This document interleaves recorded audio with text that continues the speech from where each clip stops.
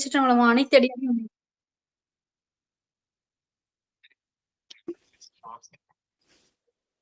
சிவாய நம. திருச்சிற்றம்பலம். தென்னாடுடைய சிவனே போற்றி, எந்நாட்டவர்க்கும் இறைவா போற்றி, காவாய் கனகத்திரளே போற்றி, கைலை மலையானி போற்றி போற்றி, அருள்மிகு உண்ணாமலை சமேத அண்ணாமலையார் திருவடிகள் போற்றி போற்றி, திருத்தணி முருகப்பெருமான் மலரடிகள் போற்றி போற்றி, அருள்மிகு சிவகாமி அம்பாள் சமேத அருள் ஜோதி நாதனே திருவடிகள் போற்றி போற்றி, அனைத்தடியார்களுக்கும் திருவடி வணக்கம். குருவாழ்க. குருவே சரணம். தெளிவு குருவின் திருமேனி காண்டல், தெளிவு குருவின் திருநாமம் செப்பல், தெளிவு குருவின் திருவார்த்தை கேட்டல், தெளிவு குரு சிந்தித்தல் தானே, தெளிவு குரு சிந்தித்தல் தானே. திருச்சிற்றம்பலம். வேலம்மாள் விநாயகர் துதி பாடுங்க. சிவாய நம. ஐந்து கரத்தனை யானை முகத்தனை இந்தி நிலந்திரை போலும் இயற்றனை நன்றி மகந்தனை ஞான கொழுந்தினை புந்தியில் வைத்தடி போற்றுகின்றேனே. சிவா. திருச்சிற்றம்பலம். தில்லையம்பலம். நன்றிங்கம்மா. சரஸ்வதி அம்மா நாலூர் துதி பாடுங்கம்மா. பொழியர்கோன் வெப்பொழித்த புகழியர்கோன் கழல் போற்றி, ஆழிமிசை கல் மிதப்பில் அணைந்த பிரானடி போற்றி, வாழி திருநாவலூர் வன்தொண்டர் பதம் போற்றி, ஊழிமலி திருவாத ஊரர் திருத்தாள் போற்றி போற்றி. நல்லபடியா போயிட்டு வாங்கக்கா. திருச்சிற்றம்பலம். நன்றி. நன்றிங்கம்மா. ஐயா, இன்னைக்கு புது அடியார் கல்யாணி அம்மான்னு ஒரு அம்மா வந்திருக்காங்க. அவங்க சென்னை தான். இன்னைக்கு புது அடியார் வந்திருக்காங்க. அவங்களும் பேசுவாங்க உங்களோட. சிவாய நமங்கய்யா. நான் கொஞ்ச நாள் இருந்துட்டு கிளம்பிடுவாங்க ஐயா. நீங்க ஆரம்பிக்கலாங்க ஐயா நல்ல விதமாக. சிவாய பேச மாட்டேன். சிவாய நம்ம நான் பேச மாட்டேன். சரிங்க. கேக்குறேன். சரிங்க ஐயா. எத்தனாவது பாடல் என்ன விளக்கமா சொல்லிட்டா புது அடியார்கள் எடுத்து வச்சுப்பாங்க ஐயா. சிவாய நம்ம. நன்றிங்கய்யா. ஐயா மைக் ஆன் பண்ணிட்டு பேசுங்கய்யா. நன்றிங்கம்மா. உங்கள் பயணம் சிறக்க வாழ்த்துக்கள். உங்களுடைய யாத்திரையின் போது சிவபெருமான் எப்பொழுதும் உங்கள் கூடவே இருப்பான், துணை இருப்பான் என்று சொல்லி இன்றைய திருமந்திரச்சனை ஆரம்பிக்கின்றேன். ஆரம்பிப்பதற்கு தான் என்னை முன் படைத்தான், அது அறிந்ததன் பொன்னடிக்கே, நான் என பாடலந்தோ நாயினேனை பொருள்படுத்து, வான் வந்து எதிர்கொள்ள என்னை மத்த யானை அருள் புரிந்து, ஊன் உயிர் வேறு செய்தான் நொடித்தான் மலை உத்தமனே. மெய்யன்பர்களே, நம்மை எல்லாம் இயக்கிக் கொண்டிருக்கும் அந்த நொடித்தான் மலை உத்தமனாகிய கைலாயனின் திருப்பதங்களை மனம் மொழி மெய்களால் வணங்கி மகிழ்கின்றேன். சைவத்தையும் தமிழையும் இதுவரை நமக்கு கட்டி காத்து கொடுத்தருள் இருக்கும் சைவ மடாதிபதிகளின் பொன்னாள் திருவடிகளை திக்கு நோக்கி தண்டனிட்டு வணங்கி மகிழ்கின்றேன். இந்த இணையத்தில் இணைந்திருக்கும் அடியார் குடும்பங்களின் திருவடிகளை சிவனடியாக எண்ணி என் சென்னி மீது சூட்டிக் கொண்டு இன்றைய திருமந்திர சிந்தனையை தொடங்கி தொடருவோமாக. திருமந்திர சிந்தனை இதுவரைக்கும் நம்ம சிருஷ்டி என்கின்ற அந்த படைத்தல், ஸ்திதி என்கின்ற அந்த காத்தல் இரண்டையும் நம்ம பார்த்துட்டோம்.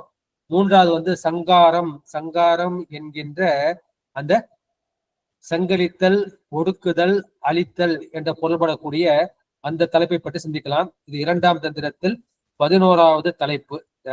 பாடல் எண் 421.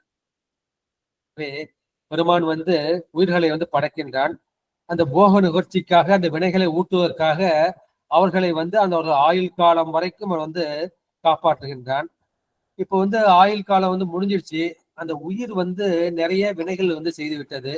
அந்த நிறைய வினைகளை செய்த உயிர் கொஞ்சம் ரெஸ்ட் எடுக்கணும், இளைப்பாற வேண்டும். அந்த இளைப்பாறுவதற்காக தான் பெருமான் அவற்றை ஒடுக்குகின்றான், அழிக்கின்றான் அல்லது சங்கரிக்கின்றான் என்ற கருத்தை சித்தாந்தம் சொல்லுகின்றது. எனவே அழிப்பு என்பது இளைப்பாற்றல், அந்த ஆன்மாவின் அந்த உயிரின் இழைப்பை போக்குவதற்காக. இப்ப நம்ம உதாரணம் ஸ்கூல் எடுத்துவோம். ஸ்கூல்ல வந்து என்ன பண்றாங்க, வாரத்துல வந்து 6 நாள் வந்து கிளாஸ் வைக்கிறாங்க. ஒரு நாள் வந்து பிள்ளைங்களுக்கு ரெஸ்ட் கொடுக்குறாங்க. அப்படியே கால் வருஷ பரீட்சைக்கு லீவ் கொடுக்குறாங்க, அரை வருஷ பரீட்சைக்கு லீவ் கொடுக்குறாங்க, முழு வருஷ பரீட்சைக்கு 1 மாசம் லீவ் கொடுக்குறாங்க.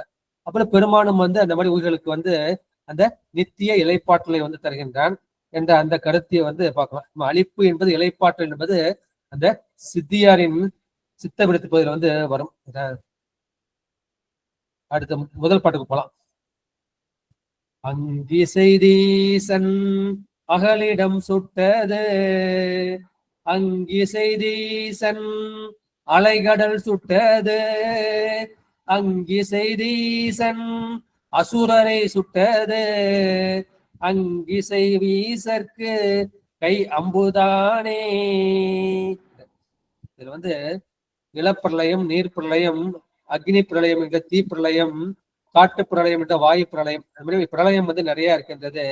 அந்த இதுல வந்து அக்னி பிரளயத்தை பத்தி சொல்கின்றார்கள். அங்கி செய்து ஈசன் அகல் இடம் சுட்டது.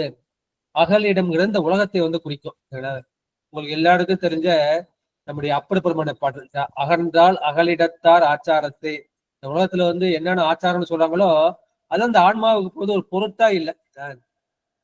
எப்ப இருக்கு, உன்னம் அவனது நாமம் கேட்டால், மூர்த்தி அவனிருக்கும் வண்ணம் கேட்டால், பெண்ணை அவனது ஆரோர் கேட்டால், பெயர்த்தம் அவனுக்கே பிச்சியானால், தன்னை மறந்தால் தன் நாமம் கேட்டால், தலைப்பட்டால் நங்கை தலைவந்தால், அதுல அகன்றால் அகலிடத்தார் ஆச்சாரத்தைன்னு ஒரு வார்த்தை வரும். அது விட்டுட்டேன் நான்.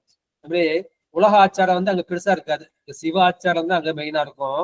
எனவே அந்த இடத்துல அங்கி செய்த ஈசன் அகலிடம்ங்கிறதாக அந்த உலகங்கிறத, உலகம் உலக நெறியை குறிக்கிறது. அகலிடம் சுட்டது. இந்த உலகத்தை வந்து பெருமான் வந்து ஒடுக்குகின்றான்னா அது அங்கி மூலமாகவும் வந்து பெருமான் வந்து ஒடுக்குவான். அங்கி செய்த ஈசன் அலைகடல் சுட்டது. கடல்ல வந்து நிறைய நதிகள் வந்து பாயுது, நிறைய மழை நீர் பொழியுது. அவ்வளவு நீரும் போய் சேர்ந்தா என்ன ஆகும், அந்த கடல் மிகுந்து இந்த உலகத்தை வந்து ஜலப்பிரளயம் வந்து வந்துவிடும். ஜலப்பிரளயம் வந்து வரக்கூடாது என்பதற்காக பெருமான் என்ன அந்த கடலுக்குள்ளேயே ஒரு அக்னி வச்சிருக்கான். அந்த கடலுக்குள்ள அக்னிக்கு பேரு ஏற்கனவே சொல்லிருக்கேன், வடவ முக அக்கினி என்று சொல்வார்கள். வடவை கூட்டல் முகம் கூட்டல் அக்கினி, அதான் வடவா முகாக்கினின்னு அந்த சமஸ்கிருத பெயர், அது வடமொழி பெயர். வடவை என்பது வடவா என்ன ஆண் குதிரை, வடவைனா பெண் குதிரை. முகம் அந்த பெண் குதிரையின் முகம் போல அந்த அக்னி இருக்குமா. எனவே அதுக்கு வந்து வடவ முகாக்கின்னு பேரு. அது கடலுக்குள்ளேயே இருக்கும். கடலுக்குள்ளே என்ன செய்யும், அந்த மிகுதியான நீரை வந்து அது வற்ற செய்துவிடும். அந்த கடல் வந்து ஒரு அளவோட நிக்குது. அதுக்காக பெருமாள் என்ன பண்ணா கடலுக்குள்ளேயே வந்து ஒரு தீய வச்சிருக்கான். அதான் அங்கி செய்து ஈசன் அலைகடல் சுட்டது. அந்த அலை நிறைந்த கடலை வந்து பெருமாள் என்ன செய்கின்றார், அந்த வடவுவாக்கின் மூலமாக அந்த நீர் மிகாமல் காக்கின்றான். அங்கி செய்து ஈசன் அசுரரை சுட்டது. பெருமான் என்ன பண்ணாரு, அந்த முப்புறத்தை வந்து எரிக்கிறார் இல்லையா, அந்த முப்புறத்தை எரிக்கும் போது அவர் எதை பயன்படுத்துகின்றார்னா அந்த அக்னியை தான் பயன்படுத்தார். பெருமாள் என்ன செய்ய சிரிக்கின்றார். அந்த சிரிப்பிலேயே நெருப்பு இருக்கின்றது. அந்த நெருப்பு அப்போ என்ன செய்கின்றது, அந்த முப்புறத்தை வந்து எரித்து விடுகின்றது. இதுதான் அங்கி செய்து ஈசன் அந்த முப்புற அசுரரை வந்து சுட்டது. எனவே அங்கி அவ்வீசருக்கு, அந்த ஈசனுக்கு, அந்த சிவனுக்கு அந்த அங்கி, அந்த நெருப்பு தான் கை அம்புதானே, கையில் உள்ள ஒரு கருவியாக இருக்கின்றது என்பது பெயர். எனவே அந்த சிவன் என்ன செய்கின்றான், இந்த உலகத்தையும் அந்த அலைகளோடு கூடிய அந்த கடலையும் அந்த முப்புற அசுரர்களையும் எதால் சுட்டான், அவன் வந்து நெருப்பினால் சுட்டான். அந்த நெருப்பாகிய அக்கினிதான் அந்த இறைவருக்கு வந்து கையம்பாக விளங்குகின்றது என்றுதான் அந்த பாடலின் பிறண்ட கருத்து. ஈரம்பு கண்டிலம் ஏகம்பர்த்தம் கையில் ஓரம்பே முப்புறம் உந்தி பெற ஒன்றும் பெருமுகை உந்தி பெற. அந்த கை அம்புங்கிறதாக அந்த பாட்டை என்ன பெருமானோட கையை பாக்குறோம். கையில வந்து ஒரே ஒரு அம்பு தான் இருக்கு. எப்பவுமே போருக்கு போறவங்க என்ன பண்ணுவாங்க, நிறைய அம்பு எடுத்து போவாங்க. முதுகுல வந்து அம்பரா துணி வச்சிருப்பாங்க. அது வந்து இந்த வில்வித்தையில் சிறந்த விஜயனாக இருந்தாலும் சரி, ராமனாக இருந்தாலும் சரி, இந்த தோல்ல வந்து அம்பரா துணி வச்சுட்டு நிறைய அம்புகளை வச்சுட்டு போவாங்க. ஆனா பெருமாள் என்ன பண்ண போறப்ப ஒரே ஒரு அம்பு தான் வச்சிருக்காரு. இன்னொரு அம்பு கூட ஈரம்பு கண்டிலம் ஏகம்பட்டம் கையில் ஓரம்பே முப்புறம் முந்தி பெற. முப்புறம் ஓரம்பு போதுன்னு முடிவு பண்ணிட்டாரு. அந்த ஒன்றும் பெருமை முந்தி பெற, ஏன்னா அந்த ஒரு அம்பையும் கூட அவர் பயன்படுத்த போறது இல்லை. அது வந்து அவர்களுக்கு தேவர்களுக்கு வந்து அவர்களை பயன்படுத்தப்பட வேண்டும் என்று அவர் நினைக்கின்றார். ஆனா அவர்களுக்கு வந்து அகங்காரம் வந்து விட்டது. அதுல என்ன பண்றாரு, அந்த அம்புங்கிறது ஏதாச்சு திருமால் தான் அந்த அம்புக்கு உடம்பா இருக்கிறாரு. அது பத்த வைக்கணும் இல்லையா, ஆனா அந்த அம்பு முனையில வந்து அந்த அக்னியை வந்து வச்சிருக்கின்றார். அது பறக்கிறதுக்கு வந்து ஒரு வேகம் வேண்டும் இல்லையா, ஆனா அந்த அம்பின் அடிப்பகுதியில வந்து அந்த இறகுகளாக வாயு தேவனை வச்சிருக்கிறார். வாயு தேவன், அக்னி தேவன், திருமால் மூன்றும் சேர்ந்தது அந்த அம்பு. அந்த அம்பை வந்து பெருமான் வந்து பயன்படுத்தவில்லை என்பது இந்த பாட்டுல வந்து சொல்லியிருக்கின்றார்கள். இந்த நிறைய மதம் இருக்கு. இந்த நிறைய மதத்துல பல மதங்கள் பார்த்தோம். புறப்புற சமயம், புறச்சமயம், அகப்புற சமயம், அகச்சமயம். அந்த ஒண்ணுலயே வந்து 6 இருக்கு. அந்த புறப்புற சமயத்துல முதல்ல வந்து உள்ளது உலகாயதம் என்கின்ற அந்த நாஸ்திகவாதம். அவங்க என்ன சொல்றாங்க, கடவுளும் கிடையாதுயா, உயிரும் கிடையாதுயா, இருக்கிறது வந்து இந்த உலகம், உடம்பு இருக்கு, இந்த உலகம் இருக்கு, இதுதானே கண்ணுக்கு தெரியுது. நீ ஏன் கண்ணுக்கு தெரியாத உயிரையும் கண்ணுக்கு தெரியாத கடவுளையும் நம்புற? இருக்கிறத வச்சு நீ என்ன பண்ணு, ஆண்டு அனுபவிச்சுக்க, அடுத்து உனக்கு வந்து தொந்தரவு பண்ணா பண்ணிக்க. இதான் வந்து உலகாயுதர் என்கின்ற அந்த நாஸ்திக அந்த கொள்கை. அவங்க என்ன சொல்றாங்கன்னா, அந்த உலகம் வந்து அழியாதியா, இது உலகம் அழிஞ்சு போயிடும், 2010 அழிவுன்னு சொன்னீங்க, 2020 அழிவுன்னு சொன்னீங்க, அந்த உலகம் வந்து அழியல, அது உலகம் வந்து என்னைக்கும் உள்ளதுதான். எனவே நீங்க உலகம் வந்து அழிய போறது கிடையாது என்று சொல்வார்கள். ஏன்னா அவங்க வந்து கடவுள் கொள்கை கிடையாது, ஆன்மா கொள்கை கிடையாது. ஆனா இந்த பாஞ்சராத்திரிகள் என்கின்ற அந்த வைஷ்ணவர்கள் இருக்காங்க இல்லையா, அவங்களுக்கு வந்து கடவுள் வந்து கொள்கை உண்டு. ஆனா அந்த கடவுள் வந்து உயிரை வந்து காப்பான ஒளியை வந்து அழிக்க மாட்டான், அவன் தான் வந்து விஷ்ணு என்று அவர்கள் சொல்வார்கள். பாஞ்சராத்திரி அந்த உலகத்தை வந்து கடவுள் வந்து அழிக்க மாட்டான் என்று சொல்கிறார்கள். அவங்களுக்கு என்ன பண்ணா, இந்த நெருப்புன்னு ஒரு பொருள் இருக்கிறது அவங்களுக்கு தெரியல. இந்த நெருப்புன்னு ஒரு பொருள் இருந்தா என்ன செய்யும், அவங்க மயக்கத்தை வந்து நீக்கும். எனவே நெருப்பு என்பது இறைவனுக்கு அழித்தல் கருவியாக பயன்படுகின்றது. அந்த அழிப்பு தான் இளைப்பாற்றல். அந்த ஆன்மா வந்து ரெஸ்ட் எடுத்துக்கணும். ரொம்ப வேலை செஞ்சு அது ஓஞ்சி போச்சு, இலசி போச்சு, அது வந்து ரெஸ்ட் எடுக்கிறதுனால அந்த அழிப்பு இளைப்பாற்றல் என்று நிற்கும். அவங்க வந்து உலகாயுதம் என்ன சொல்றாங்க, அவன் ஆகாயத்தை கூட ஏத்துக்கல. ஆகாயம் ஒரு பூதமே கிடையாது, எங்க கண்ணுக்கு தெரியுதா, அப்போ போயிட்டே இருக்கு, உங்களுக்கு தெரிஞ்சது 4 தான், நிலம், நீர், நெருப்பு, காற்று தான் தெரியுது இல்லையா, ஆகாயம் கிடையாது அப்படின்னு சொல்றாங்க. அந்த 4 பூதம் இருக்குங்க இல்லையா, அந்த 4 பூதத்துக்கு நிலத்திற்கு என்னன்னா அது படைக்கக்கூடிய தன்மை இருக்கின்றது. ஒரு விதையை போட்டீங்கன்னா என்னது, அது முளைக்குது இல்லையா, அந்த நிலத்திற்கு வந்து படைக்கக்கூடிய தன்மை இருக்கின்றது. நீருக்கு வந்து காக்கக்கூடிய தன்மை இருக்கின்றது, அந்த செடியை வளர்க்கக்கூடிய தன்மை வந்து இருக்கின்றது. அந்த நெருப்பிற்கு வந்து அழிக்கக்கூடிய தன்மை இருக்கின்றது. இந்த 3 பூதங்களுக்கு, நிலத்திற்கு வந்து படைத்தலும், நெருப்புக்கு நீருக்கு வந்து காத்தலும், நெருப்புக்கு வந்து அழித்தலும் உரிமை தொழிலாக பெருமான் வந்து படைத்திருக்கின்றார். அதேதான் நம்ம படைப்புக்கு பிரம்மன், காப்பதற்கு திருமால், அழிப்பதற்கு ருத்திரன் என்று சொல்கின்றார்கள். எனவே பெருமான் வந்து உலகத்தை படைக்கவும் செய்வான், காக்கவும் செய்வான், அழிக்கவும் செய்வான். இந்த முத்தொழில் போது இந்த 3ஐயும் செய்வான். அதை தாண்டி மறைத்தலும் செய்வான். மறைத்தல் துரோபாவம் என்று சொல்லப்படும். அதை தாண்டி அவன் வந்து அருளவும் செய்வான். பெருமான் வந்து படைப்பதும் வந்து அருள்தான், காப்பதும் அருள்தான், அழிப்பதும் அருள்தான். அழிக்கல, ஒன்னு இன்னொன்னா மாத்துறான், அது வந்து ஒடுக்கம் செய்யறான், அது வந்து குற்றமா அவன் அழிக்கல. எனவே அதுவும் வந்து அருள்தான். மறைக்கிறான் இல்லையா, அந்த மறைப்பும் வந்து அருள்தான், அருளும் அருள்தான் என்று அந்த கருத்தை சொல்லிவிட்டு 2வது பாடலுக்கு வந்து நம்ம செல்லலாம். இளையங்கள் 3னும் ஒன்று கற்பாந்தம் நிலையந்தில் இந்தமை நின்று உணர்ந்தேனால் உலை தந்த மெல்லறி போலும் உலகம் மலை தந்த மாநிலத்தான் வெந்ததுவே. இது பிரளய வகை என்ன, இந்த பிரளய வகைக்கு என்ன பேரு, அதை வந்து இந்த பாட்டுல சொல்லியிருக்கின்றார்கள். லயங்கள் 3னுள், லயம்னா அந்த ஒடுக்கத்தை வந்து குறிக்கும். அது லயசிவம்னே ஒரு சிவம் இருக்கும். லயசிவம், போக சிவம், அதிகார சிவம்னு சிவத்தை 3ஆ பிரிப்பாங்க. அந்த சிவதத்துவம் 5 இருக்கு இல்லையா, அதுல சிவம், சக்தி அல்லது விந்துநாதம், இது 2 கண்ணுக்கு தெரியாது. அதை வந்து லய சிவம்னு சொல்லுவாங்க. எல்லாத்தையும் தனக்குள்ள ஒடுக்கிக்கும். உலகம் ஒடுங்குறப்ப என்ன செய்யும், நிலம் வந்து நீர்ல ஒடுங்கும், நீர் நெருப்புல ஒடுங்கும், நெருப்பு காட்டுக்கு ஒடுங்கும், காற்று வந்து ஆகாயத்துல ஒடுங்கும், இல்ல தன்மாத்திரைகள்ல ஒடுங்கும், எல்லாம் போய் என்ன செய்யுது, பிரகிருதி மாயில ஒடுங்கும், பிரகிருதி மாயை வந்து அஸ்தமாயில் ஒடுங்கும், அஸ்தமாயில் வந்து சுத்தமாயில் ஒடுங்கும். இந்த சுத்தமாயில் என்ன இருக்கு, அதுல வந்து சிவன், சக்தின்னு 2 சொல்லிட்டேன். 3வது வந்து சதாசிவம், அதான் போக சிவம், உயிர்களுக்கு போகத்தை ஊட்டுவது.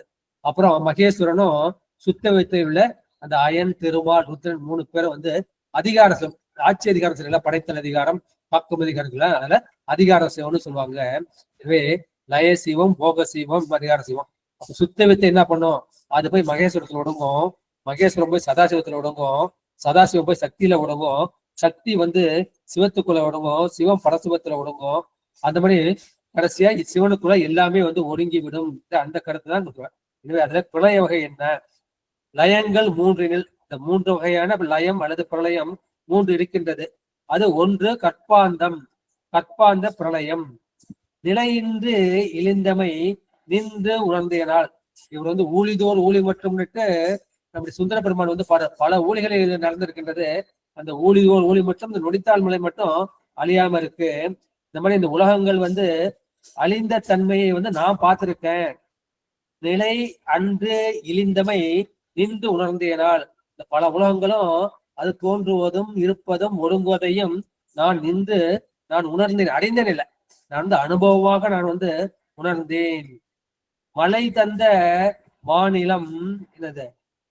இந்த மாநிலம் ஆகிய இந்த உலகத்துல நிறைய மலைகள் வந்து இருக்கின்றது. அது என்ன செஞ்ச? உலை தந்த மெல்லடி போலும் உலகம் தான் வெந்ததுவே. இந்த பெண்கள்லாம் அந்த காலத்துல என்ன பண்ணுவாங்க? இப்ப குக்கர் வந்துருச்சு, அரிசி வந்து அடிச்சுட்டு என்ன பண்ணுவாங்க? போட்டு வேக வைப்பாங்க. வேகிறப்ப அந்த அரிசி நானும் மேலேயும் கீழேயும் போய்ப்போம், சொல்லிட்டு வந்து அந்த மாதிரி வந்து போகும். அது உலையில வந்து போடுவாங்க, அடிச்சு உலையில போட்டியான்னு கேட்பாங்க. இப்படி இந்த பெரிய நில உலகம் என்னது? அது உலையிலிட்டு அந்த அரிசி போன்றது. அந்த உலையில போட்டோன்னா அரிசி வெந்து போகுது இல்லையா? அப்படி இந்த உலகமும் வந்து அது வெந்து விட்டது. இப்ப மறுபடியும் வந்து அந்த திருவந்தியார்ல முதப்பாட்டு, வளைந்தது வில்லு விளைந்தது பூசல் உழைந்தன முப்புறம் உந்து வர ஒருங்குடன் வெந்தவாறு உந்தி வர. சமைக்கிறப்ப எப்படி எல்லா அரிசியும் வெந்திருக்கோ அது மாதிரி ஒரு 3 கோட்டையுமே ஒருங்குடன் வெந்தது என்று மாணிக்கவாசர் வந்து சொல்லுவாங்க. அந்த 3 பிரளயம் வந்து என்ன? ஒண்ணு வந்து தினப்பிரளயம். இப்ப நிறைய என்ன பண்ண, தினசரி நிறைய வேலை பார்க்குறோம்.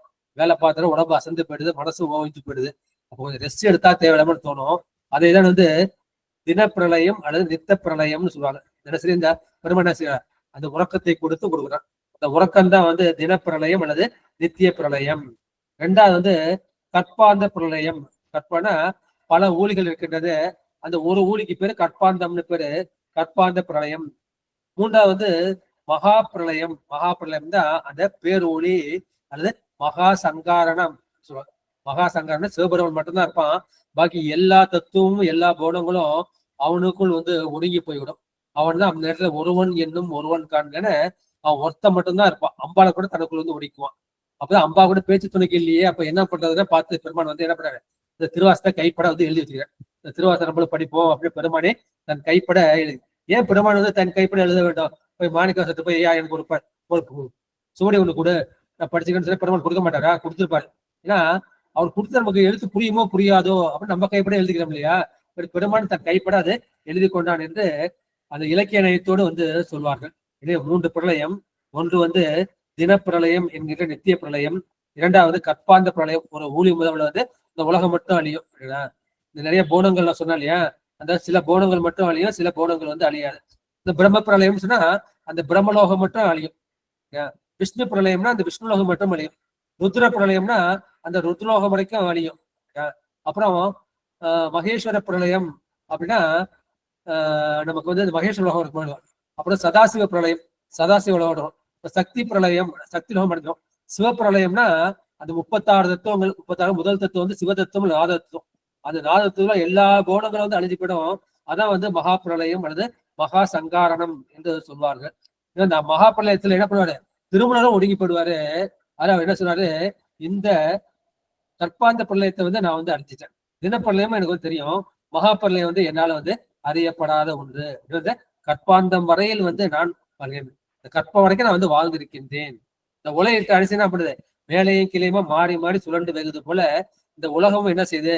அது துன்ப இன்ப புயலில் பட்டு சுழல்கின்றது. அது இறுதியில் வந்து வெந்து ஒழுகின்றது. எனவே 3 வகை சங்காரம். அதில் கற்ப சங்காரம் என்று உண்டது. அதுல எல்லா பொருள்களும் சங்கரிக்கப்பட்டு அது அழிக்கப்பட்டு ஒடுங்கப்பட்டு நிற்கும். அப்புறம் மகா பிரளயத்துல எல்லாமே அழிந்துவிடும். எனவே ஒரு கால எல்லைகள் உட்பட்டது. இந்த கால வகைப்பாட்டில் கூட இந்த உடம்புக்கு மட்டும்தான் காலம் இருக்குது. 100 வயசு 80 வயசு இருக்க மாதிரி இல்ல, இந்த உலகத்துக்கும் ஒரு காலம் இருக்கு. இந்த உலகம் என்ன செய்யுது? அது இந்த உலகில் இடப்பட்ட அந்த அரிசி போல அது வெங்குகின்றது. வெட்ட வெள்ளதான் இருக்குது, வெட்ட சுழண்டுகிட்டே இருக்கு இல்லையா? எனவே அது என்றும் அந்த மலை இருந்து அழியதான்னு பார்க்கல. இந்த மலைகளை தந்து இருந்தாலும் கடைசியில என்ன செய்யுது, இதுவும் வந்து அழியதான் போகின்றது. இதுல முதல்ல நித்திய பிரளயம் என்கின்ற அந்த தினப்பிரளயத்தை வந்து பார்க்கலாம். அதுக்கு உதாரணம் வந்து நம்முடைய திருக்குறள். உறங்குவது போலும் சாக்காடு, உறங்கி விழிப்பது போலும் பிறப்பு. பெருமான் வந்து டெய்லி உங்களுக்கு ஒரு சாம்பிள் ஒண்ணு காமிக்கிறான். சாவுனா எப்படிப்பா இருக்கும், சாவுனா நீ பயப்படாத, நீ தூங்க போறது இல்லையா, இந்த தூக்கம் தான் உனக்கு வந்து சாவியா. தூக்கத்துல எப்படி ரெஸ்ட் எடுத்துட்டு மறுபடியும் ஃப்ரெஷ்ஷா முழிக்கிறது இல்லையா, அது மாதிரி இந்த சாங்குங்கிறது அதை பத்தி நீ பயப்பட வேண்டாம். தூங்குறது மாதிரிதான் அந்த சாக்காடு. எனவே உறங்குவது போலும் சாக்காடு, உறங்கி விழிப்பது போலும் பிறப்பு. நீ உறங்கி முடிச்சோட சந்தோஷமா இருக்கு இல்லையா, நிம்மதியா இருக்கு இல்லையா, ஃப்ரெஷ்ஷா இருக்கு இல்லையா, உறங்கி விழிப்பது போல பிறப்பு. இப்ப என்ன பண்ண, நீ டெய்லியும் உன் வீட்டுல தூங்கிட்டு உன் வீட்லயே நீ எழுந்திருக்கிற, இந்த உடம்போட எழுந்திருக்கிற. செத்து போனா என்ன பண்ணுவ, செத்து போனா நீ என்ன பண்ணுவ, வேற ஒரு உலகத்துல வேற ஒரு உடம்போட போய் பிறப்ப. அது ஒண்ணுதான் வந்து வித்தியாசம். இந்த உடம்புக்கு வந்து அழிவு தோற்றம் இருக்கின்றது, அது போல அந்த உலகத்துக்கும் வந்து அழிவு தோற்றம் இருக்கின்றது. உடல் அழிவை பாக்குறோம், உலக அழிவை வந்து நம்ம பார்க்கல, பார்த்தாலும் நம்மள உணர முடியல. இந்த உலக அழிவை வந்து சொல்றாரு, அதான் உலை தந்த மெல்லறி போலும் உலகம், அது போல இந்த மாநிலம் தான் வெந்ததுவே என்று சொல்லுகின்றார்கள். எனவே அவரவர் உறங்கும் காலம், நான் உறங்கும் போது எனக்கு வந்து என்னது, அது வந்து எனக்கு வந்து நித்திய பிரளயம், தினப்பிரளயம். அந்த பிரளயத்துல நான் வந்து ஒடுங்கி போடுறேன். மறுபடியும் நம்ம பிரமாணம் வந்து அந்த பிரளயத்திலிருந்து மறுபடியும் சிருஷ்டி பண்றாரு. நம்ம சிருஷ்டியில 30 பாட்டு பார்த்தோம் இல்லையா. எனவே கற்பம் என்பது அந்த ஊழியை குறிக்கின்றது. காணப்பட்ட உலகத்தை வெந்தது என்பது காணப்பட்ட உலகம் வந்து ஒடுங்கியது, அழிந்தது, பெருமான் தனக்குள் ஒடுக்கி கொண்டான், பிறகு தோன்றும் என்று சொல்லியிருக்கின்றார்கள். அடுத்தது 3வது பாட்டுக்கு போலாம்.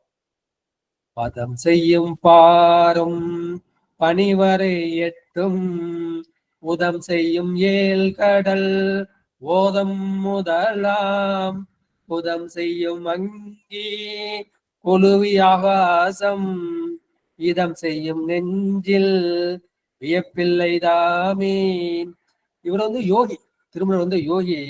எனவே இந்த யோகிக்கு வந்து இந்த கற்பாந்த பிரளயம்லாம் வந்து ஒரு வியப்பு இல்லை. நாகபூஜண்டர்னு ஒரு முனிவர் இருக்காரு, அவர் தான் இந்த உலகத்துல நெடுநாள் வாழ்ந்ததா வந்து ரொம்ப சொல்றாங்க. ரோமச முனிவர்னு பார்க்க முடியா, நம்ம வந்து சீர்காழில கூட அந்த பாட்டுல வந்து பார்ப்போம். ரோமசம்னு சொல்லுவாங்க இல்லையா. ரோமச முனிவர் உடம்பு முழுக்க ரோமம் இருக்கும். அந்த ஒரு ரோமத்துல இருந்து ஒரு ரோமம் வந்துச்சுன்னா ஒரு ஊழிக்காலம் வந்து முடிஞ்சு போயிடுமா. அதே மாதிரி அந்த மாதிரி நிறைய முடியெல்லாம் முடிஞ்சு அவரு ரோமச முனிவரும் அழிஞ்சு போயிடுவாரு. அப்போ பண்ணிருப்ப என்னன்னா, அந்த அஷ்டவக்கரன்னு ஒரு முனிவர் இருக்காரு. அஷ்டவக்கரன் உடம்பு வந்து 8ஆ வளைஞ்சிருக்கும். அந்த ரோமச முனிவரை வாழப்ப என்ன பண்ணும், அது மறுபடியும் இந்த 8 வளைவுல இருந்து ஒரு வளைவு வந்து நேரா போயிடும். அப்ப என்ன பண்ணும், அது போல மறுபடியும் ரோமச முனிவர் போய்ப்பார். அப்புறம் அது மாதிரி 8 கற்பம் வரைக்கும் இந்த அஷ்டவக்கரர் வந்து என்ன பண்ணுவாரு, உயிரோட இருப்பார். இது எல்லாம் என்ன பண்ண காகபூஜன் வந்து பார்த்துக்கிட்டே இருப்பார். இந்த காகபூஜனா கடைசியா வந்து ஒடுங்கக்கூடியவர் காகபூஜன்ட்டு. அதான் வந்து இந்த கற்பாந்த பிரளயம் வந்து ஒரு பெரிய வியப்பு கிடையாது. நீண்ட காலம் வாழக்கூடிய யோகிகள் வந்து நிறைய இருக்காங்க. நானே வந்து 3000 வருஷம் வந்து நான் வந்து வாழ்ந்திருக்கேன் அப்படின்னு சொல்லுகின்றார்கள். பதம் செய்யும் பாரும், இந்த உலகத்தை வந்து நம்ம என்ன பண்றோம், பதம் பண்றோம், பக்குவம் பண்றோம். அது நுகர்வதற்கு இடம் தந்து நிற்கின்ற இந்த உலகம் பனி வரை எட்டும், இந்த பனிகள் மூடிய குளிர்ந்த மலைகள் வந்து எட்டு இருக்கின்றன. உதம் செய்யும் ஏழ்கடல் ஓதம், உதம்ங்கிறத மகிழ்ச்சியை குறிக்கும். கடலை பார்த்தா சந்தோஷமா இருக்கு இல்லையா, கடல் கடை போய் பார்த்தா மனசு நிம்மதியா இருக்கு இல்லையா. மகிழ்ச்சியை விளைவிக்கின்ற அந்த 7 கடல்களின் பெருக்கமும் முதலிய எல்லாவற்றையும் என்ன செய்யும், இது புதம் செய்யும் அங்கி கொலுவி ஆகாசம், இதம் செய்யும் நெஞ்சின் வியப்பில்லை தானே. எனவே இந்த உலகம், அதில் உள்ள 8 மலைகள் 7 கடல்கள் எல்லாவற்றையும் என்ன பண்றான் பெருமான் வந்து அங்கி கொலுவியா ஒரு நெருப்பை போட்டு கொளுத்தி போட்டுறான். நெருப்பை கொளுத்தி போட்டு இந்த மிகுதியான தீயை கொளுத்து அது என்ன செய்யும், அது வெட்ட வெளி மாதிரி ஆகி போயிடும். இந்த கடல் கூட ஆகாயம் போல வெட்ட வெளி ஆகிவிடும். எனவே இறைவன் திருவுளுக்கு இது வியப்பு கிடையாது. அந்த இறைவனை அடைந்த என்னை போன்ற யோகிகளுக்கும் இது வந்து என்ன செய்யுது, ஒரு வியப்பு கிடையாது. இதுக்கு வந்து ஒரு யோக ரீதியா விளக்கம் இருக்கு. குதம் செய்யும், குதம் என்பது நம்ம மலவாயை வந்து குறிக்கும். மலவாய் குதம்னு சொல்லும் இல்லையா. இந்த குதம்ங்கிறது அது பிருஷ்டபாகம், புட்டம், குதம், குய்யம்னு சொல்லுவாங்க. எனவே அந்த இடத்துல என்ன இருக்கு, அந்த இடத்துல வந்து அந்த மூலாதாரம் வந்து இருக்கின்றது. அந்த மூலாதாரத்துல ஒரு அக்கினி இருக்கிறது. மூலாதாரத்து மூன்றெழு கனலை காலால் எழுப்பும் கருத்தறிவித்து விநாயகரான ஔவையார் சொல்லியிருக்காங்க. அங்க என்ன சொல்றது, மூலத்துல ஒரு அக்கினி இருக்கு. அந்த மூல அக்கினி அதை காலால், கால் என்பது காற்றால், இந்த பிராணாயாமத்தால் அதை படிப்படியா எழுப்பி என்ன பண்ணும், சகசிராரத்துக்கு வந்து கொண்டு போகணும். எனவே அதை புதம் செய்யும் அங்கிங்கிறது அந்த மூலாதாரத்துள்ள மூல அக்கினியை வந்து குறிக்கும். அதைதான் குண்டலினி என்று சொல்லப்பட்டிருக்கின்றது. அதை எழுப்பின சுவாதிஷ்டானம், மணிப்புரகம், அநாகதம், விசுத்தி, ஆங்கே, சகசாரம். இந்த இடத்துல போனா என்ன பண்ண, அங்க சிவத்தோட போய் இந்த ஜீவன் போய் சிவத்தோட சேர்ந்துடும். அதுதான் ஜீவ பிரம ஐக்கியம், சிவனும் சிவனும் ஐக்கியம் ஆவது என்ற அந்த கருத்தை வந்து சொல்றாங்க. அப்ப என்ன செய்யும், அந்த ஜீவன் வந்து சிவனாருக்குள் வந்து ஒடுங்கி விடுவார், ஒடுங்கி சிவனாக மாறி விடுவார். சித்தமலமறுத்து சிவமாக்கி என ஆண்ட. எனவே இந்த 6 ஆதாரங்களை, மலை என்பது என்ன செய்றாரு, அது அந்த 6 ஆதாரங்களையும் அதில் உள்ள அந்த சக்கரங்களே சொல்றாரு. ஒவ்வொரு ஆதாரத்துக்கும் ஒரு சக்கரம் இருக்கு இல்லையா, மூலாதார சக்கரம் அது 4 இதழ் தாமரை, அந்த சுவாதிஷ்டானம் அது 6 இதழ் தாமரை, அந்த மணிப்புரகம் அது 10 இதழ் தாமரை, இந்த அநாகதம் அது 12 இதழ் தாமரை, இந்த விசுத்தி இது 16 இதழ் தாமரை, இந்த ஆக்கை இது 2 இதழ் தாமரை. ஒரு இதழ சதாசிவம் இருப்பாரு, இன்னொரு மனோன்மணி வந்து இருந்து நமக்கு அருள் புரிவாங்க. அதுக்கப்புறம் சகசிராரம் 1000 இதழ் தாமரை. எனவே அந்த சக்கரங்களையும் அந்த தாமரைகளையும் வந்து குறிக்கும். அதை கொழுவி ஆகாசம், அது ஆகாசம் என்ன வெட்ட வெளி ஆக்கிறார். உலகத்தை மலை கிடையாது, கடல் கிடையாது, ஒண்ணுமே கிடையாது. அங்க ஆகாயம் தெரியும், அதான் பர ஆகாய தரிசனம் என்று சொல்வார்கள். அதப்ப என்ன, இப்ப இந்த சிவஞானிகள் எப்படி இருக்காங்கன்னா, அவங்க வந்து அந்த நிலையில தான் இருக்காங்க. என்னங்க, இந்த பெருமனை பரசிவ வெளியில வந்துட்டு அந்த பரசிவ வெளியை தான் பார்த்துக்கிட்டு இருக்காங்க. இந்த உலகத்தை வந்து அவங்க பார்க்க மாட்டாங்க. இதான் நான் நிறைய தடவை உங்களுக்கு அந்த பாடல்னு சொல்லுவேன். என்ன பண்ணலன்னா, பரஞானத்தால் பரத்தை தரிசித்தோர் பரமே பார்த்திருப்பார் பதார்த்தம் பாரார். இந்த பரமாக்கி அந்த சிவத்தை தான் பார்ப்பாங்க, உலக பொருளே தென்படாது. மிஞ்சி மிஞ்சி உலகத்தை பார்த்தாலும் இந்த உலகத்தை வந்து சிவனா தான் தெரியும், அது உலகமா வந்து தெரியாது என்று சித்தியார்ல வந்து சொல்லியிருக்கின்றார்கள். எனவே இப்ப என்ன செய்யுது, இப்ப நமக்கு 36 தத்துவம் இருக்கு. சிவ தத்துவம் வந்து 5, அப்புறம் வித்யா தத்துவம் வந்து 7, ஆன்ம தத்துவம் 24. என்ன பண்ணுவோம், இந்த ஆன்ம தத்துவம் வந்து சிவ வித்யா தத்துவம், வித்யா தத்துவம் வந்து சிவதத்துவம். சிவதத்துவம் ஒண்ணு ஒண்ணா ஒடுங்கிறத சொன்னேன். அது மாதிரி எல்லாம் 36 ஒடுங்கிடுச்சுன்னா அதான் வந்து மகா பிரளயம் அல்லது மகா சங்காரம். அப்ப எல்லா உயிர்களுக்கும் பெருமான் என்ன செய்கின்றார், நிலைப்பாட்டுகின்றார் என்ற அந்த கருத்தை வந்து இந்த பாட்டுல சொல்லியிருக்கின்றார்கள். பதம் செய்யும் பாடம், இந்த உலகங்களுக்கு வந்து எல்லா உயிர்களுக்கும் இடத்தை கொடுப்பது எது, அந்த நிலம்தான். நிலம்தான் எல்லாத்தையும் தாங்குது. அகழ்வாடை தாங்கும் நிலம் போல தம்மை இகழ்வார் பொறுத்தல் தலை என்பது வள்ளுவம். இந்த நிலம் தான் எல்லாத்தையும் தாங்கி இருக்கின்றது, இடம் கொடுக்கின்றது. அப்புறம் பனிவரை எட்டும், அந்த பனி மூடி 8 உயர்ந்த மலைகள். உதம் செய்யும் 7 கடல், உதம்ங்கிறது நீரையும் வந்து குறிக்கும், உதகம்னா நீரை குறிக்கும். நீரை தருகின்ற அந்த 7 கடல்கள், அந்த நீர்ப்பரப்பும் ஆகிய அனைத்து பொருள்களையும் முதலாம் அது எக்ஸெட்ரா எல்லாத்தையும் என்ன பண்ணுவாரு, தனது என்ன செய்யற அங்கிய சங்கல்ப மாத்திரத்தால் பெருமான் வந்து பெரும் ஒரு கருவியெல்லாம் வேண்டியது இல்லை. பொறுத்திருக்கிறதே கருவியை பயன்படுத்தல, தன் சிரிப்பை தான் வந்து பயன்படுத்துறாரு. இங்க என்ன பண்ணுவாரு, இந்த சங்கல்பம் செய்வார். இந்த உலகம் வந்து தோன்றட்டும் சங்கல்பம் தான் உலகம் வந்து தோன்றிடும். உலகம் வந்து நிலை பெறட்டும்னா அது நிலை பெறும், உலகம் வந்து ஒடுங்கட்டும்னா அது ஒடுங்கிடும். பெருமான் வந்து சங்கல்ப மாத்திரத்தால், நினைவு மாத்திரத்தால் என்ன செய்வாரு, அந்த உலகத்தை ஒடுக்கி பத்மாதியம்மா கொஞ்சம் மீட் பண்ணீங்கம்மா. பெருமான் வந்து என்ன செய்வாரு, தனக்குள் வந்து அது ஒடுக்கி கொள்வா. அந்த கருத்தை வந்து இந்த பாட்டுல வந்து சொல்லியிருக்கின்றார்கள். நினைவு மாத்திரத்தால் பெருமான் என்ன செய்கின்றான், அவற்றை உருவில்லாமல் செய்து விடுவான்.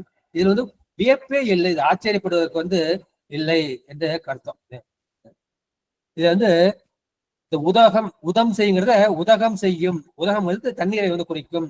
உதம் செய்யும்னா அது குரோதம், குரோதம் தான் புதம்னு மாறி இருக்கிற இன்னொரு பொருள் வந்து சொல்லியிருக்கின்றார்கள். குரோதம்னா வந்து நெருப்பு, பெருமானுக்கு என்ன பண்ண நெருப்பு வந்து ஆயுதமாக பயன்படுகின்றது.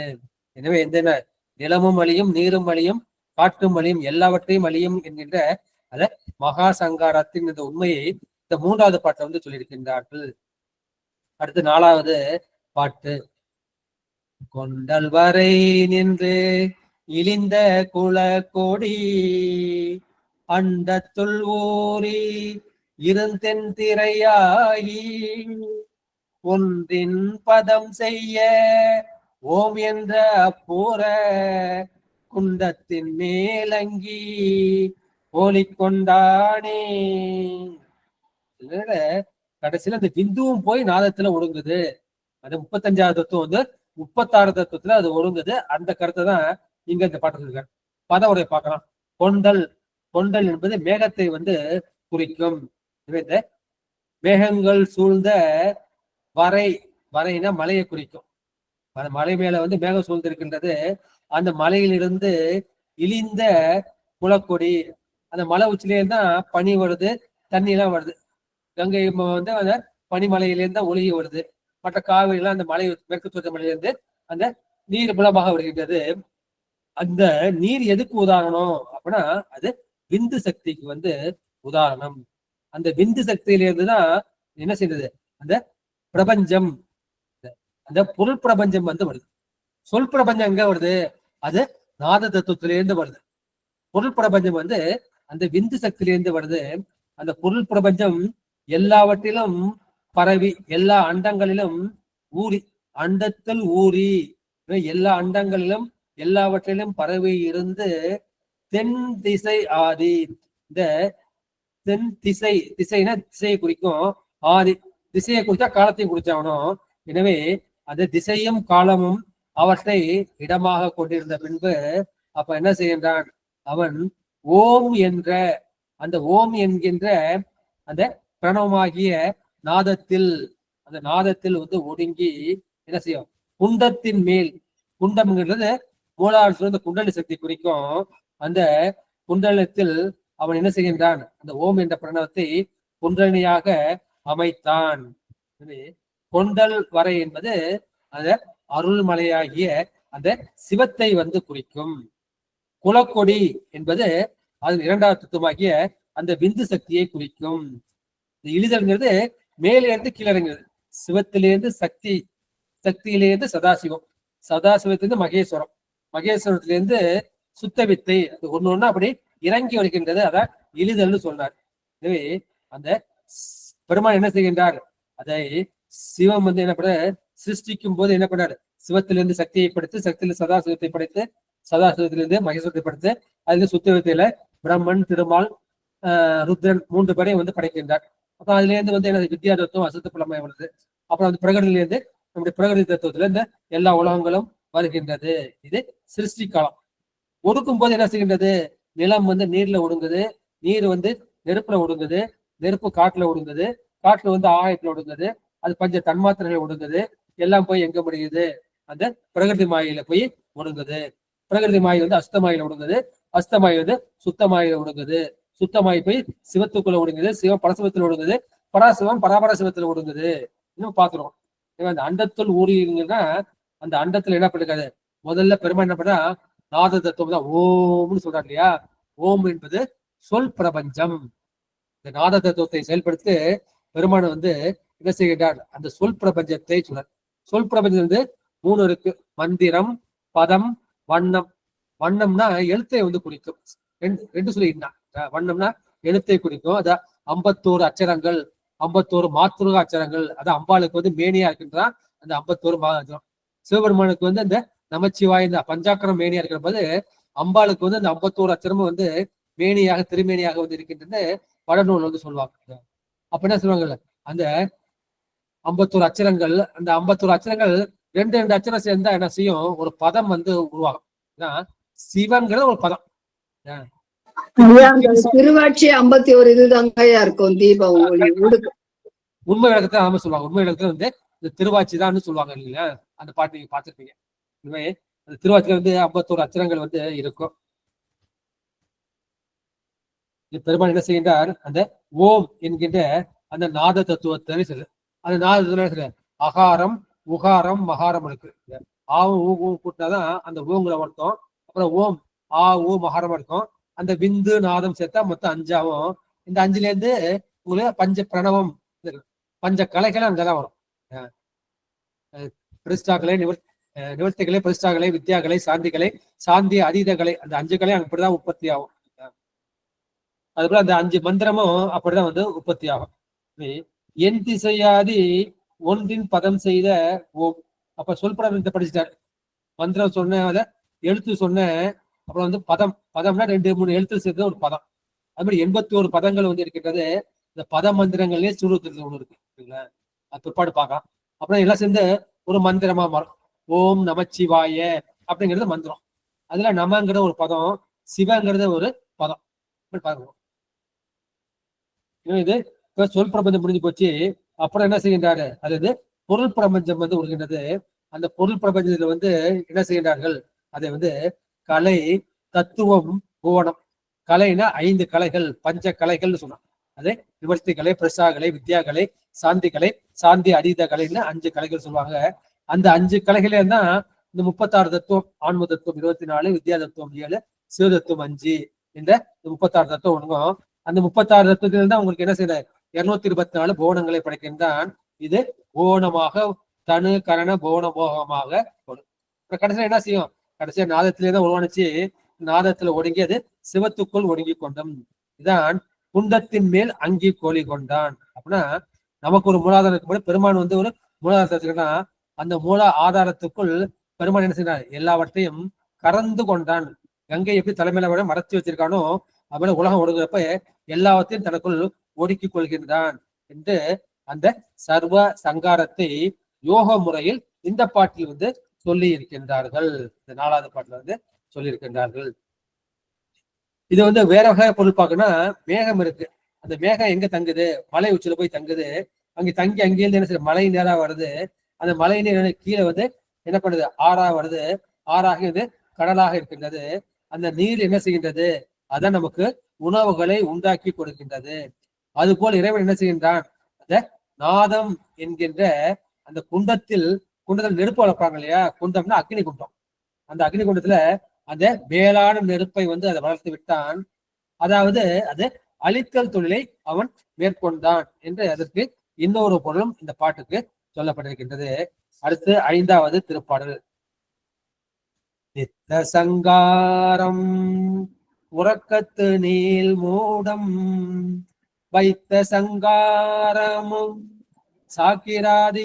சாக்கிராதீதமாம் சுத்த சங்காரம் தொழிலற்ற கேவலம் உய்த்த சங்காரம் பரன் அருள் உண்மையே.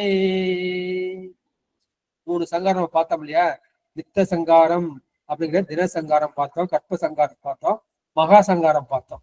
இதுல நித்த சங்காரம்ங்கிறது அது வந்து உறக்கத்தை வந்து குறிக்கும். இப்ப நான் வந்து ஜாக்கிரதையில இருக்கேன். ஜாக்கிரதையில இருக்கிற என்ன பண்ணேன்? நான் வந்து இந்த 35 கருவிகளோட இந்த ஆங்கியா சக்கரத்துல இருக்கேன். இப்ப எனக்கு என்ன பண்ணுது? வேலை செஞ்சு எனக்கு என்ன பண்ணுது?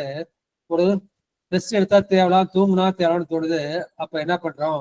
அப்பங்கிற அங்கேயிருந்து இந்த ஆன்மா என்ன பண்ணுது? இந்த கண்டத்துக்கு வந்து இறங்கி விடுது, இந்த விசுத்திக்கு வந்து இறங்கி வருது. அப்ப 10 கருவிகள் நீங்கிடுது. அறிவு கருவிகள் 5, தொழில் கருவிகள் 5 நீங்கிடுது. அப்ப அந்த 25 கருவிகள் போறப்ப என்ன செய்யும்? அங்க வந்து கனவு வருது. இந்த கனவு வந்தப்புறம் கனவுல இருந்து என்ன பண்ணும்? நம்ம வந்து உறக்கத்துக்கு போடும்போது அந்த ஆன்மா வந்து இந்த இதய சக்கரம் இருக்கு இல்லையா? அநாகத சக்கரம் அங்க வந்துடும். அங்க வர பாத்தீங்கன்னா அங்க 3 தான் இருக்கும். ஒண்ணு வந்து பூரணாகி அந்த ஆன்மா, 2வது வந்து பிராணன், 3வது வந்து சித்தம். இந்த சித்தம் தான் சொல்லுது, நான் நல்லா தூங்கினேன், நல்லா தூங்கி முடிச்சேன்னு தலை முடிக்க சொல்லும். ஏன்னா அந்த ஞாபகம் வச்சிருப்போம் சித்தம். நான் நல்லா தூங்கல, ஒரே கனவா இருந்தது, படுத்துட்டு இருந்தேன்னு அது சொல்றது சித்தம் தான். இதே அந்த 3 கருவிகளோட என்ன பண்ணோம்? நம்ம வந்து அந்த உறக்க நிலைக்கு வந்து போகின்றோம். அதான் வந்து நித்திய சங்காரம். அதை தாண்டி என்ன பண்றோம்? அவங்க வந்து பேர் உறக்கம் என்கிட்ட என்ன போறப்ப நம்ம என்ன டக்குனு மயக்கம் போட்டு விழுந்துடும். மயக்கம் போட்டு விழுந்தோட என்ன பண்றோம்? அதுதான் பேர் உறக்கம்னு சொல்றாங்க. பேர் உறக்கம் பண்ணா சில பேர் வேடிக்கை பார்த்துட்டே வாங்கிட்டு இருக்காங்க. ஒருத்தன் வந்து பார்ப்பான், சோடா வாங்கிட்டு வந்து முகத்துல தண்ணி குடிக்க கொடுப்பான் சரிங்களா? ஒருத்தன் ஹாஸ்பிட்டல் கூட்டு போவான். ஹாஸ்பிட்டல் கொண்டு போனோம்னா வந்து மயக்கம் தெரிஞ்சோன்னா நான் எங்க இருக்கேன் கேட்பான். எங்க இருப்பேன்னு கேட்பேன்னா அந்த நிகழ்ச்சியெல்லாம் அவனுக்கு ஞாபகத்தில் இல்லை. ஏன்னா அந்த சித்தம் வந்து செயல்படவில்லை. யாரு காப்பாத்துறாங்க, யார் பார்க்காம போனாங்கன்னு அவனுக்கு ஒன்றும் தெரியல. ஏன்னா அந்த மெமரி ஆகிய சித்தம் வந்து செயல்படல. அப்ப அங்க இருக்கிறத விட அந்த பிராணனும் புருஷனும் மட்டும்தான் இருக்கு. மூச்சு காட்டு போய்கிட்டு இருக்கோம். அவன் வந்து மயக்க நிலை எடுப்பான். அதுக்கப்புறம் உயிர் படங்கள் அங்க என்ன செய்யும், இந்த ஆன்மா வந்து அந்த மூலாதாரத்துக்கு போடும். மூலத்துக்கு போனா மூச்சு விடுறதே தெரியாது. உயிர் இருக்கும் ஆனா மூச்சு இருக்காது. அவன் வந்து கோமா ஸ்டேஜுக்கு போயிட்டான். அப்புறம் என்ன பண்ணுவாங்க, போட்டு வெண்டிலேட்டர் போட்டு வச்சுப்பாங்க. போட்டு வச்சு அவனுக்கு வந்து உயிரை வந்து உண்டாக்குவாங்க. உயிரை உண்டாக்குனா மறுபடியும் அவங்க பேர் உறக்கத்துக்கு வந்து கனவுக்கு வந்து மறுபடியும் விளக்கு தருவான். ஆனா நமக்கு நித்தியம் என்ன பண்ணுறோம், விழிச்சிருக்கோம், கனா காண்றோம், தூங்குறோம். தூக்கத்துல முடிக்கிறோம், மறுபடியும் வந்து கனா வருது, மறுபடியும் வந்து விழிப்புக்கு வந்துடும். இது 3 தான் நமக்கு அனுபவத்துல இருக்கு. அந்த பேருறக்கம் உயிர் படங்களும் நமக்கு வந்து அனுபவத்துல இல்லை. ஏன்னா அங்க சித்தம் வந்து செயல்படல. இது 3 நமக்கு அனுபவத்துல இருக்கு. அதுதான் வந்து நித்த சங்காரம் என்ற அந்த கருத்து. நித்த சங்காரம் உறக்கத்து நீள் மூடம். மூடம்னா மூடி இருக்கிறது, பனி மூடி இருக்கு, பனி மூட்டமா போடுறதுன்னு சொன்ன மாதிரி இது வந்து அறியாமை வந்து மூடி வருகின்றது. உறக்கத்துல என்ன நடக்குது உங்களுக்கு தெரியுமா? உறக்கத்துல உங்க மேல என்ன பண்ணுவாங்க, ஒரு பாம்பு கூட ஊர்ந்துப்போம், உங்களுக்கு வந்து தெரியாது. உங்களுக்கு நெருங்கிய நண்பன் கூட வந்து எட்டி பார்த்துருப்பான். இப்ப மடக்கம் இருப்பான், மடக்கம் தூங்கிட்டு இருப்பானா, முடிச்சதா எனக்கு தெரியும். வந்து உனக்கு தெரியுமா? இல்லம்மா தெரியலமா, ஆழ்ந்து உறங்கிட்டேன்னு எங்க அம்மாட்ட சொல்லுவேன். அந்த அறிவு வந்து மூடப்பட்டிருக்கின்றது. அது நித்த சங்காரம் உறக்கத்து நீள் மூடம். ஏன்னா அந்த அறிவு என்ன செய்யுது, ஆன்ம அறிவு படிப்படியா கீழே இறங்கி வருது. அதை கீழால் அவஸ்தை என்று சொல்வார்கள். இது ஜாக்கிரா அவஸ்தை, இது சொப்பன அவஸ்தை, இது சுளுத்தி, இது துரியம், இது துரியாதீதம். கீழால் அவஸ்தை படப்ப அறிவு வந்து படிப்படியா குறைஞ்சிப்படும், அறிவு படிப்படியா குறையும். வைத்த சங்காரமும் அது சாக்கிரா அதீதமும். பிறவி எடுத்த எல்லா உயிர்களுக்கும் ஒரு ஆயுள் நிர்ணயிச்சிருக்கு. 60 வயசு 80 வயசு 100 வயசுன்னு பெருமான் வந்து நிர்ணயிச்சிருக்கின்றாரு. அந்த பிராரத்த கட்ட அனுபவிக்க வரைக்கும் உயிரோட இருக்கணும் இல்லையா? பிறவி எடுத்த எல்லா உயிர்களுக்கும் பொதுவாக வைக்கப்பட்டது அந்த ஆயுள் சங்காரம். அந்த ஆயுள் சங்காரம் முடிஞ்ச என்ன செய்வான், அவன் வந்து அந்த உறக்கமாகி அந்த இறப்புக்குள் வந்து போய்விடுவான். சுத்த சங்காரம் தொழில் அற்ற கேவலம். சர்வ சங்காரம் பார்க்கணும் இல்லையா? இந்த சர்வ சங்காரத்துல என்ன செய்யும், அந்த ஆன்மா என்ன போயினா, அந்த புத்தி அடைந்த ஆன்மாக்கள்லாம் பெருமாண்ட திருவடிக்கு போயிடும். புத்தி அடையாத ஆன்மாக்கள் என்ன செய்யும், மறுபடியும் இந்த கேவல நிலைக்கு போயிடும். கேவல நிலை போயிட்டு என்ன செய்யும், கேவலம் வந்து இதனுடைய ஆவரண சக்தியால் அதை முழுமையாக அந்த உயிரை வந்து மறைத்து விடும். அப்ப அந்த உயிருக்கு என்ன செய்யும், உயிரவாகிய பொருள்னா தான் இருக்கிறதே தெரியாது, தன்னை மறைச்சிருக்க அந்த ஆணவ மலத்தையும் தெரியாது, தனக்கு உதவி செய்யக்கூடிய பெருமானையும் தெரியாது, ஒண்ணுமே தெரியாது. முழு மூடம், முழு அறியாமையில இந்த கேவல நிலை வந்து இருக்கும். அதான் வந்து சர்வ சங்காரம். அப்புறம் என்ன செய்யுது, உய்த்த சங்காரம். அதுல முக்தி அடைந்த ஆன்மக்கள் இல்லையா, உய்யவரால் ஒரு மூவரை காவல் கொண்டு எய்ய வல்லானுக்கே உந்தி வர. அந்த முப்புறத்தை வந்து சர்வசங்காரம் பண்ணப்ப பெருமாள் என்ன செய்ய, அந்த 3 பேரை காப்பாத்து, சுசீலன் சுபுத்தி சுதன்மா என்ற 3 பேரையும் காப்பாத்தி 2 பேரை வந்து துவார பாலகர்களாகவும் ஒருத்தரை வந்து குடாமுலா வாசிப்பார்கள். அந்த மாதிரி அவர்களுக்கு திருவுருள் கொடுக்கிறது. எனவே திருவுருள் சங்காரமாகிய அந்த அருள் இருக்கு இல்லையா, அதுதான் அது இறைவனது உண்மை நிலையை பெறுவது, அந்த சித்த மலமடுத்து சிவம் ஆக்கி விடுவது என்று சொல்கின்றார்கள். எனவே இது மீளாத சாக்கிரம் என்று சொல்கின்றார்கள். இது சுத்தமா தொலைச்சிட்டாங்கன்னா, சுத்தமா ஒண்ணுமே இல்லாம தொலைச்சிட்டு போயிட்டாங்க அர்த்தம். வந்து சுத்தமா எடுத்துட்டு போயிட்டாங்க, எல்லாத்தையும் எடுத்துட்டு போயிட்டா ஒன்றும் இல்லாம வந்து குறிக்கும். இந்த பாட்டுல வந்து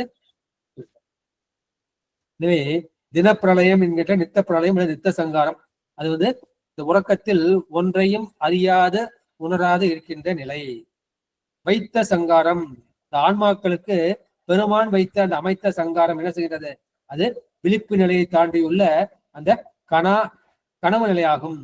சுத்த சங்காரமாவது ஆன்மா வந்து இந்த ஆணவ மலத்துள் அழுந்து கிடக்கின்ற கேவல நிலை. பெருமான் நமக்கு உய்த்த சங்காரம், நமக்கு என்று உய்த்த அருளிய அந்த சங்காரம் எது, அது வந்து அப்படியே காரண சரீரத்தோடு என்ன செய்யும், அது சிவசக்தியில் ஒடுங்கி இருக்கின்ற நிலையை குறிக்கும். தினச்சங்காரம் சில என்ன பண்றோம், தினச்சங்காரத்துல நம்ம என்ன பண்றோம், உறங்க போறோம், அங்க கனவும் உறக்கமும் மாறி மாறி வருது. எனவே தினசங்காரத்துல சொப்பனமும் சுளுத்தியும் கனவும் அந்த உறக்கமும் மாறி மாறி வருகின்றது. அதை தாண்டி துரியம் துரியாதீதம் என்கின்ற அந்த 4 நிலைகள் வந்து இருக்கின்றன. இதே நனவுக்கு வந்துட்டு என்ன செய்யுது, அது வினை போகங்களை வந்து தூக்கின்றது. அந்த வினை போகங்களை தூய்த்த ஆன்மா வந்து இலைப்பாறும் பொருட்டாக பெருமன 35 கருவிகளோடு இருந்துட்டு 25 கருவி கொண்டு வர்றது. 3 கருவி கொண்டு வராரு, 2 கருவி கொண்டு வராரு. அந்த ஒரே ஒரு கருவியாகி அந்த ஆன்மா மட்டும் இருக்கு இல்லையா? இந்த கருவி கரணங்களை வந்து படிப்படியாக குறைக்கின்றார். இது நித்திய சங்காரத்துல வந்து நடக்கின்றது. அந்த ஆயுள் முடிஞ்ச சங்காரத்துல எல்லாவற்றையும் அவர் அழித்து விடுகின்றார் என்ற அந்த கருத்தை வந்து இந்த பாட்டுல பார்க்கலாம். அடுத்து ஆறாவது இது வந்து வேற மாதிரி சொல்ற.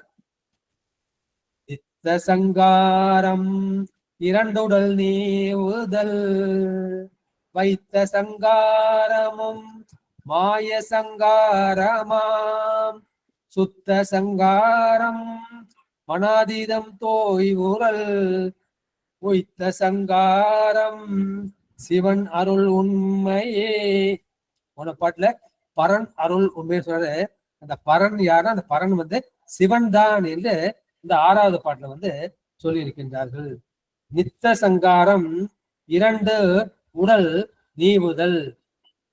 உடம்பு வந்து அது 2 உடம்புன்னு சொல்றாங்க. சூழ உடல், தூக்கும் உடல், 5 உடலாவும் சொல்றாங்க. இதுல என்ன செய்யறாங்க? நித்திய சங்காரம் என்பது அந்த 2 உடல் நீவுதல். அந்த 2 உடல் தாண்டி போகுது. அந்த சூழ சரீரம், கண்ணுக்கு திறக்கக்கூடிய சூழ சரீரம், கண்ணுக்கு தெரியாத சூக்கம சரீரம், அந்த 2 உடலையும் கடப்பதுதான் நித்திய சங்காரம். வைத்த சங்காரம் மாயால் சங்காரமாம். இந்த வைத்த சங்காரம் என்கின்ற அந்த கற்பாந்த சங்காரம் இருக்கு இல்லையா? அது வந்து மாயையை கடந்து நிற்கல். மாயிலிருந்து முதல் இது வந்து என்ன செய்யுது? அது நாதம் அல்லது சிவம். கடைசியில வந்து நிலம். நிலம் முதல் அந்த நாதம் ஈராகன்னு சொல்லுவாங்க இல்லையா? எனவே நாதத்திலேருந்து கடைசியா நிலம் தோன்றும், நிலத்திலேருந்து கடைசியில் நாதத்துல போய் ஓடுகிறோம். சுத்த சங்காரம், வைத்த சங்காரம் என்பது அந்த மாயை கடந்து நிற்பது. இந்த பெருமான் வந்து அந்த மாயை அழிச்சிடலாம். இந்த மாயை என்ன பண்றான்? அதையும் அழிச்சிடலாம். பிரகதி மாயை, அசுத்த மாயை, சுத்த மாயை 3ஐயுமே தனக்குள் வந்து ஒடுக்கிக் கொள்கின்றான். அப்போது சுத்த சங்காரம் என்பது என்ன செய்யற? மனாதீதம். அது வந்து மனசுக்கு வந்து எட்டாத நிலையில இருக்குது. அது தோய்வித்தல், மனமும் செயலற்று அது மடங்கி இருத்தல். உய்த்த சங்காரமும் சிவன் அருள் உண்மையே. இந்த உய்த்த சங்காரம் நமக்கு பெருமான் வந்து அருளி செய்த அந்த சங்காரம் இருக்கு இல்லையா? அது வந்து அது நின்மல துரியாதீதம்னு சொல்லுவாங்க. வளங்கள் அற்ற அந்த துரியாதீதத்தில் அந்த சிவசக்தியில் ஒடுங்கி இருப்பது என்று அந்த கருத்தை வந்து சொல்கின்றார்கள். ஆன்மா என்ன செய்யணும்? பெருமான் திருவிழா இருந்துட்டு விருப்பு வெறுப்பின்றி அந்த பெருமான் கொடுக்கிய அந்த சிவபோகத்தை நிகழ்ந்து கொண்டே இருக்கும். எனவே அந்த சிவன் அருள் மட்டும்தான் உண்மை. அந்த சிவன் அருளாகிய அந்த திருவடியில் 2 கலந்து நிற்கும் தான் அந்த உய்த்த சங்காரம். அது சிவன் அருள் சக்தி. இதை வந்து சிவனாங்கிய சித்தியால் வந்து இருவினை செயல்கள் ஒப்பின் ஈசந்தன் சக்தி தோய குரு அருள் பெற்று ஞான போகத்தை குறுகி முன்னை திரிமலம் அறுத்து, திரிமலம்னா 3 மலங்கள், ஆணவம் கண்மமாய் அறுத்து பண்டை சிற்றறிவு விழுந்து, ஆன்மாவுக்குள்ள வந்து சிற்றறிவு சிறு தொழில், ஆன்ம சிற்றறிவு அதுவும் முறிந்து ஞானம் பெருகி, இந்த பதஞானம் பெருகி சிவஞானம் பெருகி நாயகன் தன் பாதம், அந்த சிவனுடைய அந்த பொற்பாதத்தை பெறுவது. இதுதான் வந்து சுத்த நிலை என்கின்ற அந்த முக்தி நிலை. இந்த ஆன்மாவுக்கு 3 நிலை இருக்கின்றது. ஒண்ணு கேவல நிலை, ஒண்ணு கருவி கரணங்களே கிடையாது, முழு அறியாமை. அதுல இருந்து என்ன செய்யுது? சகல நிலை. சகல நிலை இந்த உடம்போடு கூடிய நிலை, கண்ணு கரண போன போகல. அப்படின்னா சகல நிலையில பெருமாள் என்ன செய்கிறார்? மறுபடியும் நமக்கு சுத்த நிலைக்கு கொண்டு போறார். சுத்த நிலைக்கு மறுபடியும் எல்லாவற்றையும் வந்து அவர் ஒடுக்குகின்றார் என்ற கருத்து வந்து இந்த பாட்டுல சொல்லுது. ஆணவ மலம் தான் வந்து மலம்னு சொல்லப்படும். அந்த ஆணவ மலத்தை நீக்குவதற்காக பெருமான் என்ன செய்கின்றார்? அந்த மாயாமலம் கண்ம மலம் 2ஐயும் வந்து பெருமான் தான் சேர்க்கிறார். அது வந்து ஆகந்துக மலம். ஆகந்துக மலம் பெருமான் வந்து சேர்க்கின்றார். இதுக்கு எதுக்கு உதாரணம்? இப்போ உண்மையில கதை சொல்லிருப்பாங்க, திருவள்ளுவர் பயிலும் சொல்லிருப்பாங்க. ஏன்னா ஒரு வண்ணாங்கிட்ட வந்து நம்ம வந்து அந்த அழுக்க ஆடையை வந்து போறோம், அந்த அழுக்க போக்குன்னு போறோம். ஆனா அந்த வண்ணான் என்ன பண்றான்? அது கூட வந்து ஓர்மண் சேர்த்து வெள்ளாவை வைக்கிறான். வெள்ளாவை வச்சுட்டு செய்யலாம். அப்ப இந்த மண்ணோட சேர்த்து அப்படியே கொடுக்க மாட்டான். அது இப்ப என்ன பண்ணுவான்? அந்த தண்ணியில நல்லா அலசி, சரி தண்ணியோட சொத கொடுக்க மாட்டான். நல்லா அது என்ன பண்ண காய வச்சுதான் கொடுப்பான். அப்படி என்ன பண்ணான்? அந்த ஓர்மண்ணையும் நிக்கிறான், அந்த தண்ணியும் நிக்கிறான். அங்கே பெருமான் வந்து நம்ம என்ன செய்கின்றார்? அந்த மாயா மலத்தையும் கண்ம மலத்தையும் கொடுத்து மறுபடியும் என்ன செய்யறாரு? அந்த ஆணவ மலத்தை நீக்கினோம்னா திரும்ப நமக்கு சுத்த நிலை வந்து பெருமான் வந்து கொடுக்கின்றார். இது உங்களுக்கு தெரிஞ்ச கருத்து தான். ஒரு ஞாபகப்படுத்துவதற்காக அந்த கருத்தை வந்து நான் சொன்னேன். இந்த 5வது பாட்டை வந்து 6வது பாட்டுல வேற மாதிரி சொல்றாரு. ஏன்னா நித்திய சங்காரம் என்பது ஸ்தூல உடல் சூக்கும உடல் என்ற அந்த 2 உடம்பும் உள்ள போது அவற்றோடு ஒட்டாது நீங்கி நிற்பது. அந்த ஆயுள் சங்காரம் என்பது இந்த ஸ்தூல உடம்பு வந்து அப்ப அழிந்து போகின்றது. சர்வ சங்காரம் என்ன செய்யும்? அந்த சூக்கும சரீரமாக்கி அந்த புரியற்ற காயம் இருக்கு இல்லையா, அந்த புரியற்ற காயமும் வந்து அழிந்து போய்விடும். அப்போது திருவருள் சங்காரம் என்பது உய்த்த சங்காரம்.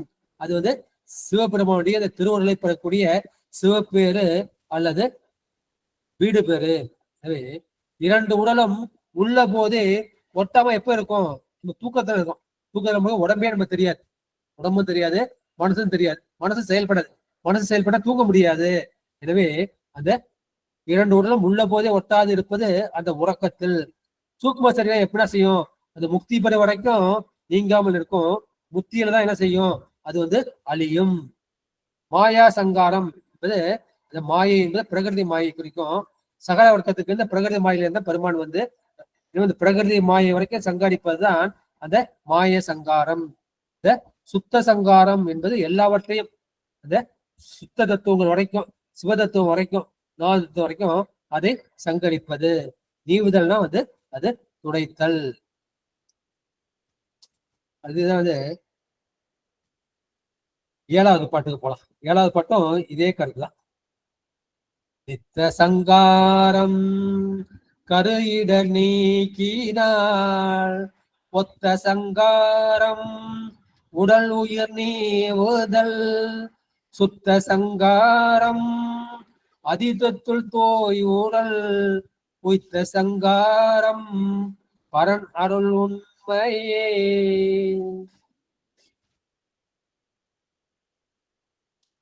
நித்த சங்காரம் கரு இடர் நீக்கினால். நித்த சங்காரம்னா கருன்னா அந்த கருவிகள், அந்த கருவிகள் மூலமாக இடர்னா துன்பம், இந்த கருவி காரணங்களால் ஏற்படக்கூடிய அந்த துன்பத்தை நீக்குவதுதான் அந்த நித்த சங்காரம். நிறைய டிவியை பாக்குறேன், நிறைய செல்லு பாக்குறேன், நிறைய புக்கு படிக்கிறேன், கண்ணுக்கு ஓய்வு தேவைப்படுது. அந்த கருவிகளால் விழக்கூடிய அந்த துன்பத்தை வந்து போக்குவதற்க பெருமான் உறக்கத்தை கொடுக்கின்றான். எனவே கருவிகளால் விழக்கூடிய கரு இடர், அந்த கருவிகளால் விழக்கூடிய துன்பத்தை நீக்குவது. ஒத்த சங்காரம் உடல் உயிர் நீவுதல். உடம்புக்கு வயசாச்சு, ரொம்ப டேமேஜ் ஆயிடுச்சு, நிறைய ஒட்டு போட்டாச்சு, நிறைய பேஸ் மேக்கர்லாம் வச்சாச்சு, நிறைய எலும்பு பொழுத்தியாச்சு. இனிமேல் மேற்கொண்டு ஒண்ணும் பண்ண முடியாது, இந்த வண்டி வந்து கண்டம் பண்ண வேண்டியதுதான். அதனால அந்த மாதிரி வந்துடுச்சு. இனிமே அந்த இடத்துல ஒத்த சங்காரம் என்பது இந்த உயிர் வந்து உடலை துறப்பது. இந்த உயிர் தங்கி இருப்பதற்கு அந்த உடல் வந்து யோக்கியமா இல்லை, ரொம்ப பாலடைஞ்சு போச்சு. எனவே ஒத்த சங்காரம் உயிர் வந்து உடலை துறந்து போவது. வைத்த சங்காரம் கேவலம் ஆன்மாவுக்கு. இந்த வைத்த சங்காரம் இருந்து ஆன்மாக்கள் வந்து இந்த கீழ்நிலை கேவல நிலையை அடைவது. உய்த்த சங்காரம் சிவம் ஆகும் உண்மையே. இந்த உய்த்த சங்காரத்தில் என்ன செய்யுது? இந்த ஜீவான்மா வந்து சிவமாக மாறுகின்றது, சித்தமலம் மறுத்து சிவம் ஆகிவிடுகின்றது. அதான் வந்து உய்த்த சங்காரத்தில் இந்த ஆன்மா சிவமாக வருகின்றது. அதானுடைய உண்மை. இந்த ஆன்மா உண்மைத்தன்மை, அதான் சிவனோட உண்மைத்தன்மை, மெய்த்தன்மை. அதுதான் அதான் பெருமான் வந்து இந்த உயிர்களுக்கு செய்யக்கூடிய பேர் உபகாரம் என்ற அந்த கருத்தை சொல்லியிருக்கின்றார்கள்.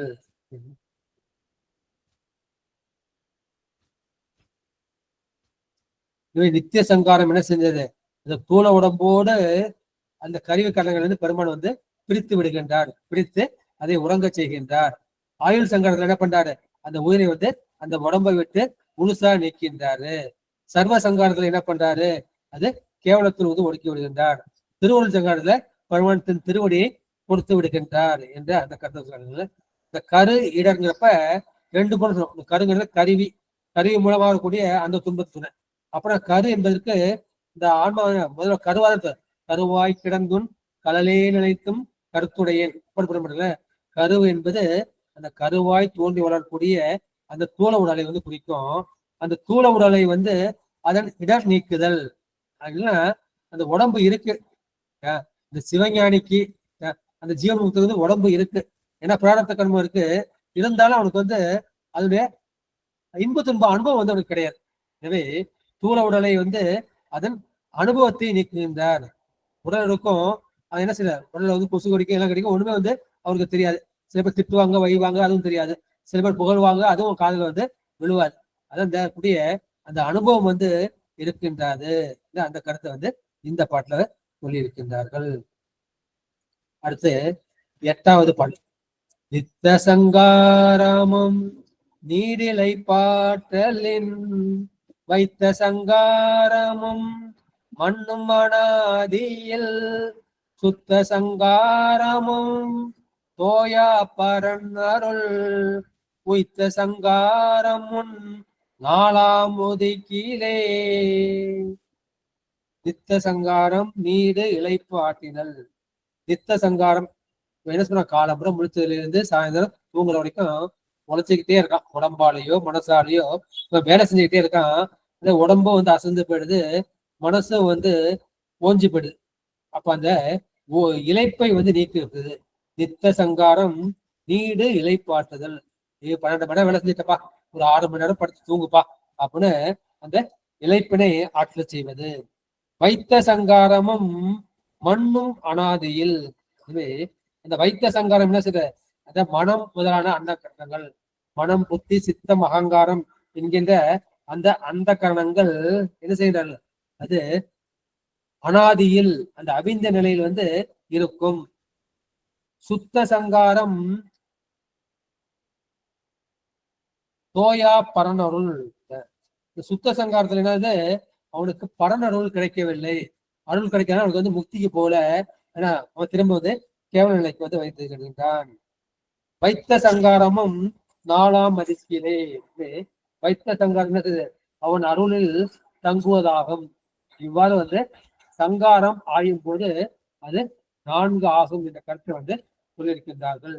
இதுவே நித்த சங்காரம் என தொடங்கும் அந்த 4 திருமந்திரங்களாலேயும் நித்த சங்காரம், வைத்த சங்காரம், சுத்த சங்காரம், உய்த்த சங்காரம் என்ற அந்த 4 வகை சொல்றார். நித்த சங்காரம் வந்து அன்னன்னைக்கு நுகர்ந்த வினைபோகத்தை வந்து அந்த அயர்வை வந்து ஒழுத்துவது, அல்ல கழிவு கரணங்களுக்கு உண்டான அந்த துன்பங்களை குறைப்பது, அந்த தூள தூக்குமுறைகளை விட்டு அது காரணத்துடன் உறக்கத்து நீன் மூலமாய் அழுந்து இருப்பது. மூலம் தன்னில் துரியாதீதம் அதே உடன் ஒன்றி அமரும் ஞானமாய் நிற்கும் நிலை. வைத்த சங்காரம் என்பது மனம் முதலிய அந்த கர்ண சேட்டங்களும் அடங்கி சாக்கிர அதீதமான துரிய நிலையில் மாயின் விடுத்தும் மற்ற அந்த கேவலம்னா தனியாய் நிற்கிறது, கேவலமாய் தனியாய் நிற்கின்ற நிலை. சுத்த சங்காரம் வந்து தொழில் அற்ற கேவலமாய் மனம் முதலிய அந்த கரணங்களுக்கு அப்பாற்பட்டதாய் அது பரனிடம் நின்மலமாய் நிற்க, அதுதான் உய்த்த சங்காரம் சொல்லுவாங்க. அந்த உய்த்த சங்காரத்தில் சிவன் அருளில் தோன்றி அந்த அருளை தவிர்த்து வேற எதையும் அறியாமல் சிவமாகி அந்த உண்மையில் அந்த மெய்ப்பொருள் தோய்ந்து இருக்கின்ற நிலை என்கிற கருத்தை வந்து இந்த பாட்டுல வந்து சொல்லியிருக்கின்றார்கள். நித்திய சங்காரம் அன்றென்று உழைத்த உழைப்பினால் உண்டாகிய அந்த இழைப்பினை ஆற்றுதல். ஆயுள் சங்காரம் அந்த ஆயுள் முழவில் உண்டான அந்த இழைப்பை ஆற்றுதல் பொறுப்பது. சர்வ சங்காரத்தில் எல்லா கழிவுகளும் முற்ற அழிந்து ஒழிவது. திருவுருள் சங்காரத்துல அங்க என்ன சொன்ன, பிறத்தல் வாழ்தல் இறத்தல் என்ற அந்த 3ஐயும் நீக்கி 4ஆம் நிலையாகிய அந்த வீடு பேரு என்ற அந்த கருத்து. அதான் வந்து 4ஆம் ஒதுக்கிலே. நமக்கு 3 நிலை தெரியும். இந்த 3 நிலையை தாண்டி பிறத்தல் வாழ்த்தல் இறத்தல், அதை தாண்டி பெருமான் வந்து வீடு பெற்றை கொடுக்கின்றான். தோயா அருள்னா அங்க அருள் தோயாதது. அருள் தோயாத என்ன செய்யறாரு, அது கேவலத்துக்குள் வந்து விடுகின்றார். இந்த லயங்கள் 3 லயம் அல்லது 3 சங்காரம் பார்த்தோம். அந்த சங்காரத்தை என்ன செய்கின்றார்கள், அதை வந்து நமக்கு இந்த மாதிரி சொல்லிருக்காரு. அப்ப நம்ம என்ன பண்றோம்னா, இப்ப என்ன நடக்குது அது ஒவ்வொரு சங்காரமா வைத்து இந்த கருவிகளோட பொருத்தி பார்க்கலாம். இப்ப இருக்கிறது வந்து மொத்தம் 36 தத்துவம் இருக்கு. அந்த 36 தத்துவத்துல 5 பூதங்கள், நிலம் நெருப்பு காற்று ஆகாயம் என்கின்ற அந்த பூதங்கள் 5, ஞானேந்திரியம் 5, மெய் வாய் கண்மூக்கு செவி என்கின்ற அந்த அறிவுக்கருவிகள் 5, தொழிற்கருவிகள் அது கை கால் குதம் குறி வாய் என்கின்ற அந்த தொழிற்கருவிகள். இந்த 15 சேர்ந்ததுதான் இந்த ஸ்தூல சரீரம். இந்த ஸ்தூல சத்தம் என்ன, அன்னமய கோஷம். இது வந்து அன்னத்தினால் உணவினால் ஆனது. அது அன்னமய கோஷத்துல இது 15 இருக்கின்றது. இதுக்கு அடுத்து சூக்கும சரீரம். இந்த சூக்கும சரீரம் புரி அட்ட காயம், அட்டம்னா 8 குறிக்கும். 8 இருக்கு. அது 8 என்னென்ன அப்படின்னா இந்த பஞ்சபூதத்துக்கு 5 தன்மாத்திரைகள் இருக்கு இல்லையா? அந்த 5 தன்மாத்திரைகள் சுவை, ஒளி, ஊறு, ஓசை, நாற்றம் என்கின்ற அந்த பஞ்ச தன் மாத்திரைகள். அப்புறம் அந்த கரணத்துல என்ன இருக்குது?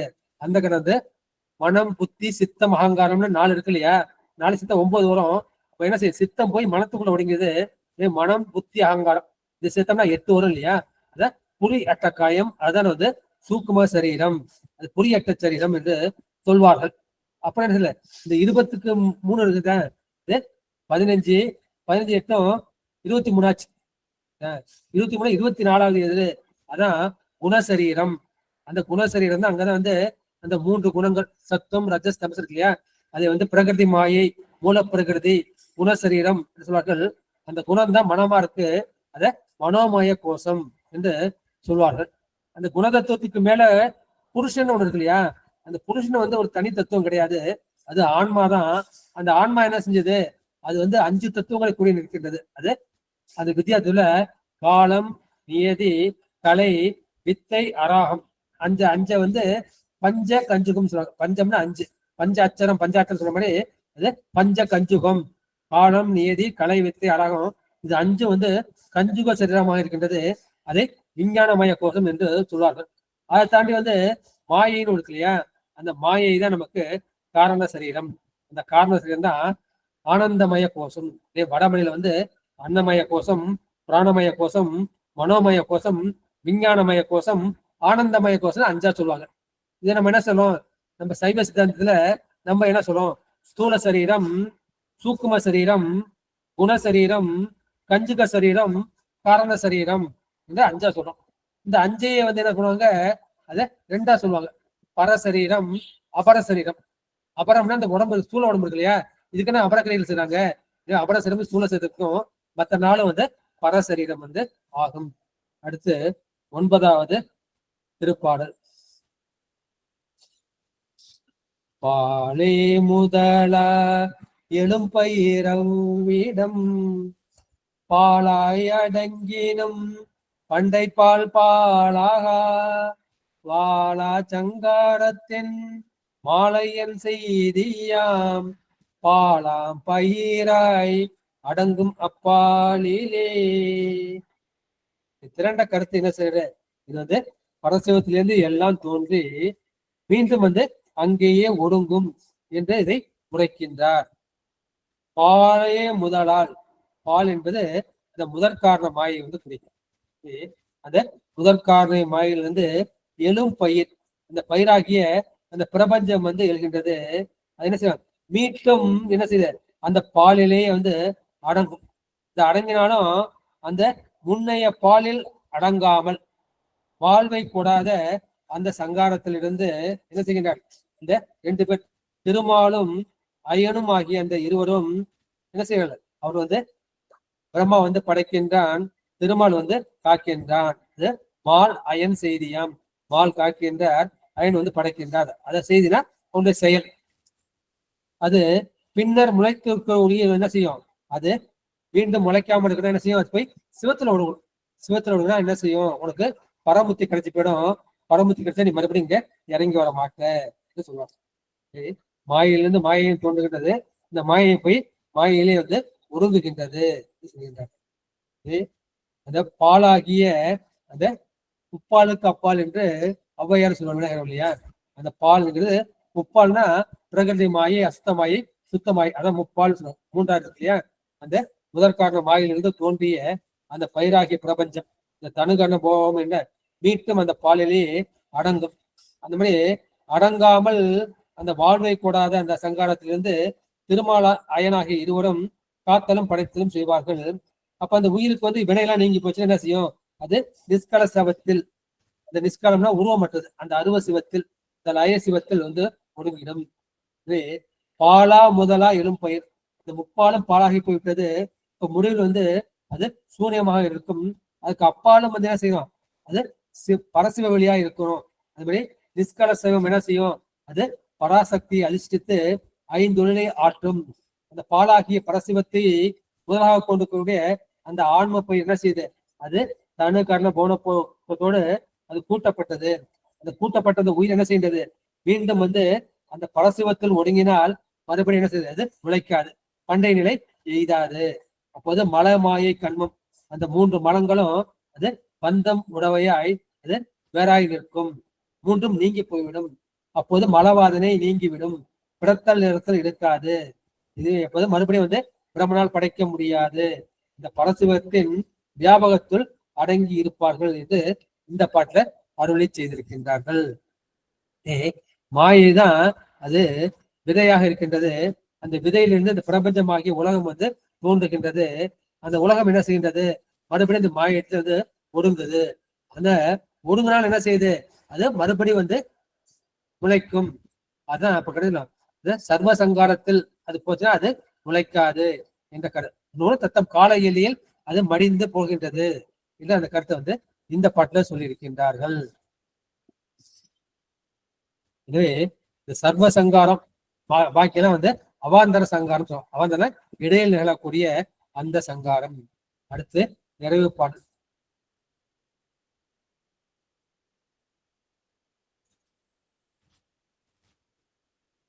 தீய வைத்தார் மின்கள் சேரும் வினைதனை மாய வைத்தான் வைத்த வன்பதி ஒன்றுண்டு காயம் வைத்தான் கலந்தெங்கும் நினைப்பதோர் ஆயம் வைத்தாய் உணர்வார வைத்தானே. இந்த பாட்டோட திரண்ட கருத்து என்ன? உணர்வு ஆற வைத்தானே.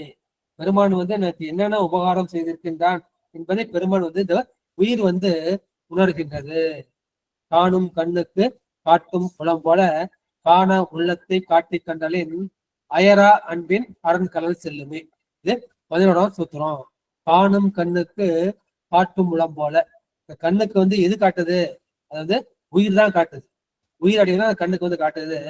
அப்ப காண உள்ளத்தை கண்டு காட்டலின் இந்த உள்ளமாகிய அந்த ஆன்மாவுக்கு யாரு காட்டுறாங்க? சிவன் தான் காட்டுறான். சிவன் தான் எனக்கு எல்லாத்தையும் காட்டுறான். ஏன்னா காட்டும் உபகாரம் இல்ல, காணும் உபகாரம். அவன் தான் என்ன செய்கின்றான்னா அறிவோடு ஆன்மாவோடு பொருந்தி காண்கின்றான். அவன் இல்லாம இந்த உயிருக்கு தனியா செயல் கிடையாது. அந்த கருத்தை அந்த பாட்டை பெருமான் நமக்கு செய்யக்கூடிய அந்த உபகாரணத்தை செய்கின்றார்கள். சேரும் வினைதனை தீய வைத்தார் மின்கள். இந்த வினைகளை புசிப்பதற்காக தான் இந்த ஆன்மா உயிரெடுக்குது. உயிரெடுத்த உயிர் என்ன செய்கிறது? அதனை அழுந்தி நுகர மாயம் வைத்தான். அந்த மாயோடு கூட்டிய அந்த இறைவன் என்ன செய்கின்றான்? அந்த உயிர் தங்குவதற்கு வன்பதி ஒன்றொன்று, அந்த உயிர் தங்குவதற்கு உதவியாகிய உடலாகிய வலிய இடம் ஒன்றுன்றது. இந்த பெருமான் என்ன செய்கின்றான்? இந்த உயிரை உடலோடு கூட்டுகின்றான். அதுதான் பிறப்பு. அந்த உடலிலிருந்து உயிரை பிறக்கின்றான். அதுதான் இறப்பு. ஊன் உயிர் வேறு செய்தான். ஊன்ல இருந்து என்ன செய்யறான்? உயிரை பிரிக்கின்றான். எவன் பிரிக்கிறப்ப நமக்கு வலிக்கும், சிவம் பிரிக்கிறப்ப நம்ம இன்பமா இருக்கும். ஊன் உயிர் வேடு செய்தான் நொடித்தான் மலை உத்தமனே. உடலோடு கூட்டுவது அந்த சிவன் தான். அப்போது பிறப்பு. அவன் என்ன செய்யறான்? அந்த உயிரோடு நம்மோடு கலந்திருக்கின்றான். கலப்பினால் ஒன்றாய் நம்மோடு எல்லோரும் கலந்து எவ்விடத்தும் நினைப்பதற்கு அறியோர். நினைப்பதோர் ஆயம்னா கூட்டம், கூட்டம்னா அடியார் கூட்டம். இந்த அடியார் கூட்டத்தையும் அழித்து தாய் உணர்வார நம்முடைய அந்த அறிவையும் தந்து கொடுத்தான். எனவே அவன் இந்த பெருமான் கொடுத்த இந்த உடலை கொண்டு நல்வினை செய்து தீவினையை நீக்கி நீங்க என்ன செய்யல? இந்த சிவபோகத்தை நுகருங்கள். மாயம் வைத்தான் ஏற்கனவே செய்ய அந்த மாயம் வைத்தாங்கிறது இந்த அழுக்கேறி ஆடை. அந்த அழுக்கேறி ஆடைக்கு வண்ணான் என்ன செய்யறான்? இந்த ஓர் மண்ணை கூட்டுகின்றான். வண்ணானை போல பெருமான் என்ன செய்கின்றான்? இந்த ஆணவ மலத்தை நீக்குவதற்காக கண்ம மலம் மாயா மலத்தை கூட்டுகின்றான். கூட்டி என்ன செய்கின்றான்? இதான் விச்சதென்றியே விளைவு செய்வாய்னு வச்சு வாங்குவாய். பெண்ணும் மண்ணும் யாவையும் வச்சு வாங்குவாய்ன்னு சொல்ற. இந்த விண்ணையும் சரி மண்ணையும் சரி நீதான் வச்சு வாங்குவாய். வன்பதி என்பது இந்த மாயோடு கூட்டிய அந்த உடலை குறிக்கும். காயம் வைத்தான் என்பதை காயம் உடம்பை குறிக்கும். ஆயம் என்ன? கூட்டம். அது நினைப்பதோர் ஆயம். நினைப்பதுதான் இந்த அடியார்கள் எப்போதும் சிவனையே நினைத்துக் கொண்டிருப்பார்கள். இந்த சிவனை தியானிக்கின்ற அந்த அடியார்கள் கூட்டம். இந்த 12 சொல்ல இல்லையா, மாலரநேயம் மலிந்தவர் வேடமும் ஆலயமும் தானும் அணி அரணென தொழுமே என்று சொல்வார் இல்லையா. அது போல அந்த நேயம் மலிந்தவர்கள் இந்த கூட்டத்தில் கலந்து இருப்பதற்கு என்ன செய்யணும், மால் அற வேண்டும், இந்த மயக்கம் நீங்க வேண்டும். அப்போது ஆயுணர்வு ஆற வைத்தான். கருவி ஞானத்தை கொடுத்தான். அந்த கருவி ஞானத்தை அதை வச்சு பிராரப்த நுகர்கிறோம். அப்போ இந்த கருவி காரணங்கள் தேவையில்லையா, கருவி காரணங்கள் எல்லாமே நீ சிவத்தை நுகரலான்ட்டு இந்த ஆன்மாவுக்கு நேராக என்ன செய்கின்றான், சிவபோகத்தை ஊட்டுகின்றான். சிவஞானத்தை கொண்டு அந்த மலவாதனை அகற்றி சிவனடி சேர்க்கின்றான் என்று இந்த பாட்டை சொல்லி இருக்கின்றார்கள். இந்த உலகம் நிலையற்றது. அந்த நிலையில்லாத உலகத்தையே பெருமான் தான் நிலைநிறுத்துகின்றான். அது வாழும் காலம் மட்டும். அதைதான் ஊர்களுக்கு வாழுகின்ற இடமாக வைத்திருக்கின்றான். அந்த வாழுகின்ற இந்த உலகமும் அதுவும் அழிந்து போகின்றது. அப்ப அழிவின்றி நிற்கின்ற உரம் இருக்கின்றது. அது எது? அது சிவனுடைய திருவடிதான். எனவே அந்த சிவனுடைய திருவடியை அடைவதற்காக தான் இந்த உடம்பையும் அதற்கு உண்டான அந்த கருவிகளையும், அறிவு கருவிகள், தொழிற்கருவிகள், அந்த கரணங்கள், அதை அடையக்கூடிய இந்த நூல்கள் எல்லாவற்றையும் கொடுத்தான். அதை வச்சு நம்ம என்ன பண்றோம், நமக்கு தற்போதம் ஆன்ம போதம் என்றது. அந்த ஆன்ம போதங்கள் என்ன செய்யறார், அதன் மூலம் மறுபடி நீ வினையை ஈற்றக்கூடாது என்று அந்த வினையை அழித்து அந்த வாழிடத்தை அடைந்து, அந்த வாழுகின்ற இடமாகிய சிவலோகத்தை அடைந்து அந்த இன்பத்தை, அந்த சிவபெருமானுக்கு கொடுக்கக்கூடிய அந்த முத்தி இன்பத்தை நீங்கள் என்ன செய்ய வேணும், நீங்கள் நுகர வேண்டும் என்று இந்த பாட்டை சொல்லியிருக்கிறார்கள். வன்மைனா அது அழிவின்றி நிலைப்படுது. அழிவின்றி நிலைப்படுதல் எங்க இருக்கும், அது அந்த பரமுக்தி, பதமுக்தியை தாண்டி அந்த பரமுக்தி, சாயுஜ்ய முக்தி இருக்கு இல்லையா, அந்த முக்தியை தான் வன்மை என்று உரோகம் செய்தார். இந்த ஸ்தூல சரீரம் என்ன செய்யுது, அது காலத்தால் இடத்தால் வரையறைக்கு உட்பட்டது. ஆனா இந்த சரீரம் அது எங்கும் கலந்து இருப்பது, சிவத்தோடு கலந்து சிவமாக இருக்கும். எனவே அது சூக்ம சரீரமாகிய அந்த பரசரீரங்களை கூட்டிட்டது. அது என்ன, இந்த தன்மாத்திரை, அந்த கரணங்கள், வித்யா தத்துவங்கள், அவற்றின் தொகுதிகள், அதுவும் என்ன செய்யுது, அது வேலையை முடிஞ்சு போச்சு. முடிஞ்சு போன கருவி கரணங்கள் என்று என்ன செய்யுது, இந்த ஆன்மா இந்த பெருமானுடைய இந்த திருவுருள் இன்பத்தை உய்த்துக் கொண்டே இருக்கும். எனவே சிவபெருமான் உடலுக்கு செய்யக்கூடிய உபகாரங்கள் 5. ஒன்று படைப்பதாகிய சர்வ சிருஷ்டி, 2வது காத்தலாகிய ஸ்திதி, 3வது அந்த சங்காரம். எனவே இந்த சங்காரத்தையும் அருளாக வைத்திருக்கின்றார். 3 பார்த்துட்டோம். அடுத்து 4, 5 புரோபாவம், அருளல் என்ற 2 கருத்து இருக்கின்றது. அதை நாம் அடுத்த வகுப்புக்குள் நாம் சிந்திக்கலாம் என்று இந்த கருத்தை இருக்கலாம். இந்த காணும் உபகாரம் காட்டும் உபகாரம் சொன்ன இல்லையா, இது கேட்டு கேட்டு ஒரு காது புளிச்சு போயிருக்கும். அதனால இப்போ ஒரு கதை மாதிரி, இது கதை கிடையாது, நிகழ்ந்த வரலாறு தான். என்ன பண்றாரு, உதாரணம் சுந்தர பெருமான் பாட்டி எடுத்துக்கோங்க, செந்தூர் அடிச்சுப்பல, நீலா அடிமை உமக்கே ஆளாய் பிறரை வேண்டாதே, மூலாத்தி போல் உள்ளே கனன்ற முகத்தால் மிக வாடி, ஆளாயிருக்கும் அடியார்கள் அல்லல் சொன்ன கால்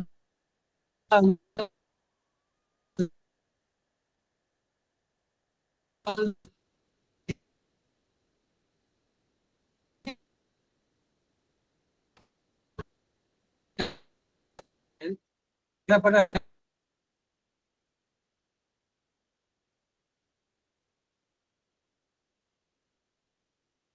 ஐயா கேக்கலங்க ஐயா. கொஞ்சம் நெட்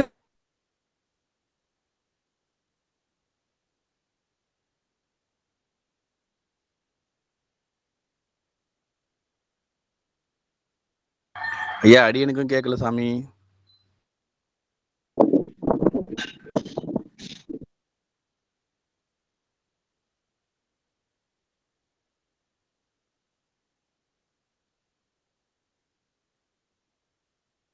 அம்மா மற்றவங்களுக்கு கேக்குதுங்களா? யாருக்குமே நெட் கிடைக்கலப்பா. அம்மா நெட் இல்ல, நாங்க வருவோம், திரும்ப ஜாயின் பண்ணுவாங்கம்மா, வெயிட் பண்ணுங்க. ஐயா விலகி இருக்காங்க, வந்துருவாங்க ஐயா. சுஷ்மா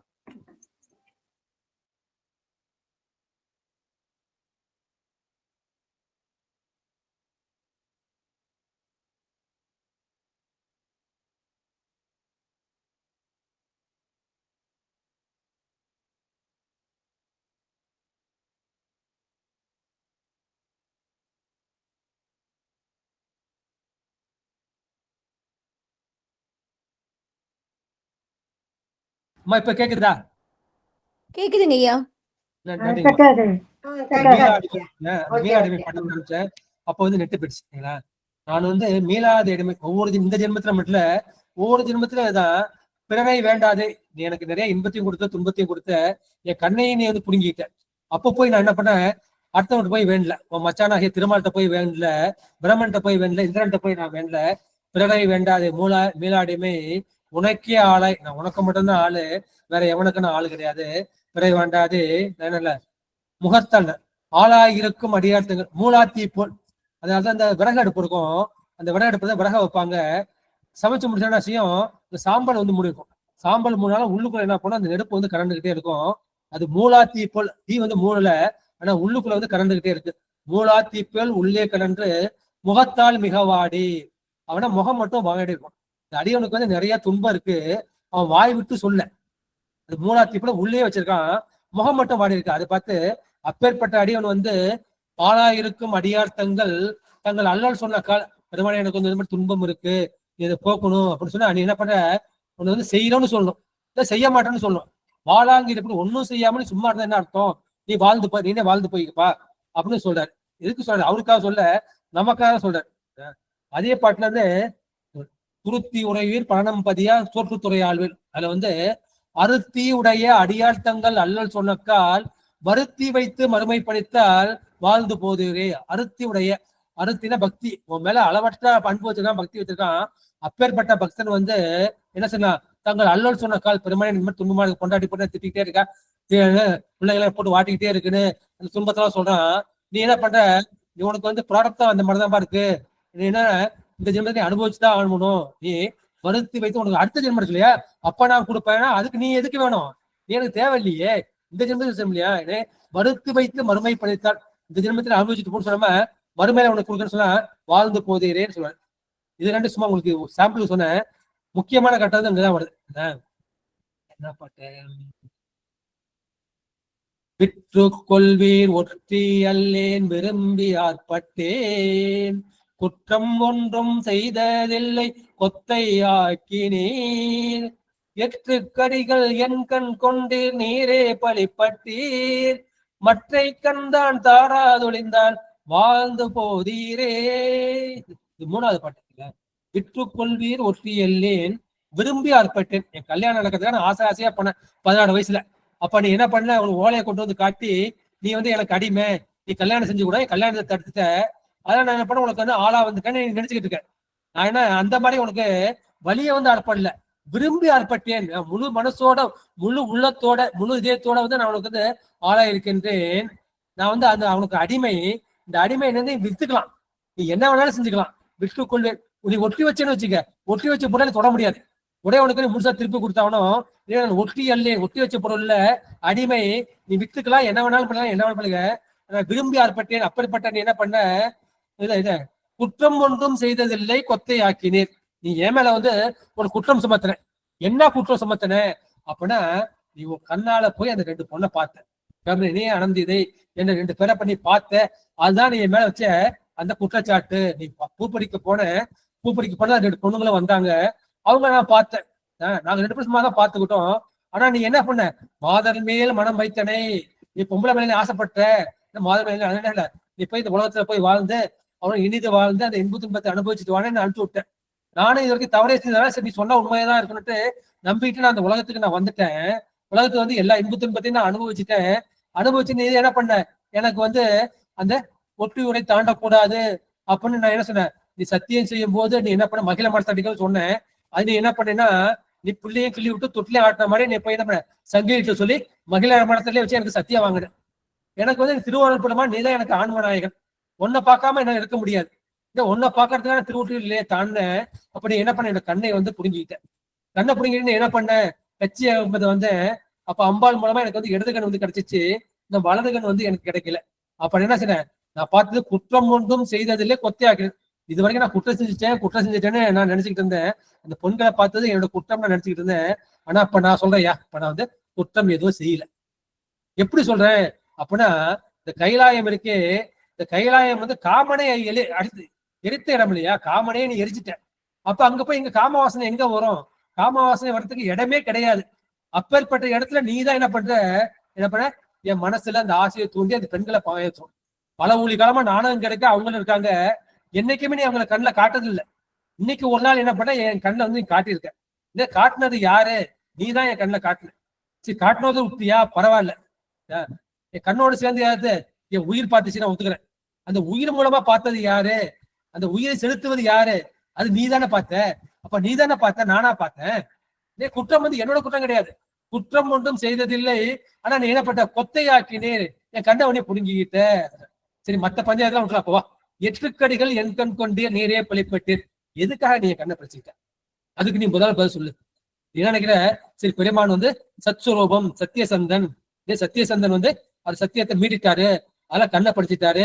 ஆனா உனக்கு பெருமை வரும்னு நினைச்சுக்கிட்ட. ஆனா என்ன, உன்னை நம்பி இருந்து நீதான் சதன்னு உன் காலையே நான் சுத்தி வந்தேன். அப்பேற்பட்ட இந்த ஒண்ணும் தெரியாது என் கண்ணை போய் படிச்சுக்கிட்டே. இப்ப என்ன சொல்லுவாங்க, இந்த சுந்தரம் வந்து எப்படியே சுத்தி வந்தான், அவர் கண்ணையே புடுங்கிட்டான் பாரு, அவனு உனக்கு பழிதான் வரும். 8 கடிகள் என் கண் கொண்டு நீரே பழிப்பட்டீர், மற்றை கண் தான் தாராவதில் இருந்தார் வாழ்ந்து போதீரே. இந்த கண்ணை என்ன கொடுக்கட்டா நீனே வாழ்ந்துக்கப்பா அப்படின்னு அந்த வசைப்பாடியதாக சுந்தர பெருமான் இசைப்படு. எதுக்காக அந்த பாட்டு எடுத்துன்னா, பெருமான் தான் காணும் உபகாரம் காட்டும் உபகாரம். காட்டுவித்தால் யார் ஒருவர் காணாதாரே, காண்பார் யார் கண்ணுதலாய் காட்டாக்காலே. பெருமான் வந்து காட்டணும்னு நினைக்கிறான். இப்ப கைலாயத்திலே அந்த பெண்களை கண்ணில் காட்டுறான். இந்த காட்டாக்காலே என்ன செய்யறான், இந்த ஐயனுக்கும் திருமாலுக்கும் தன் திருமுடியும் காட்ட மாட்டேங்கிறான். இல்ல காட்டணும்னு நினைக்கல.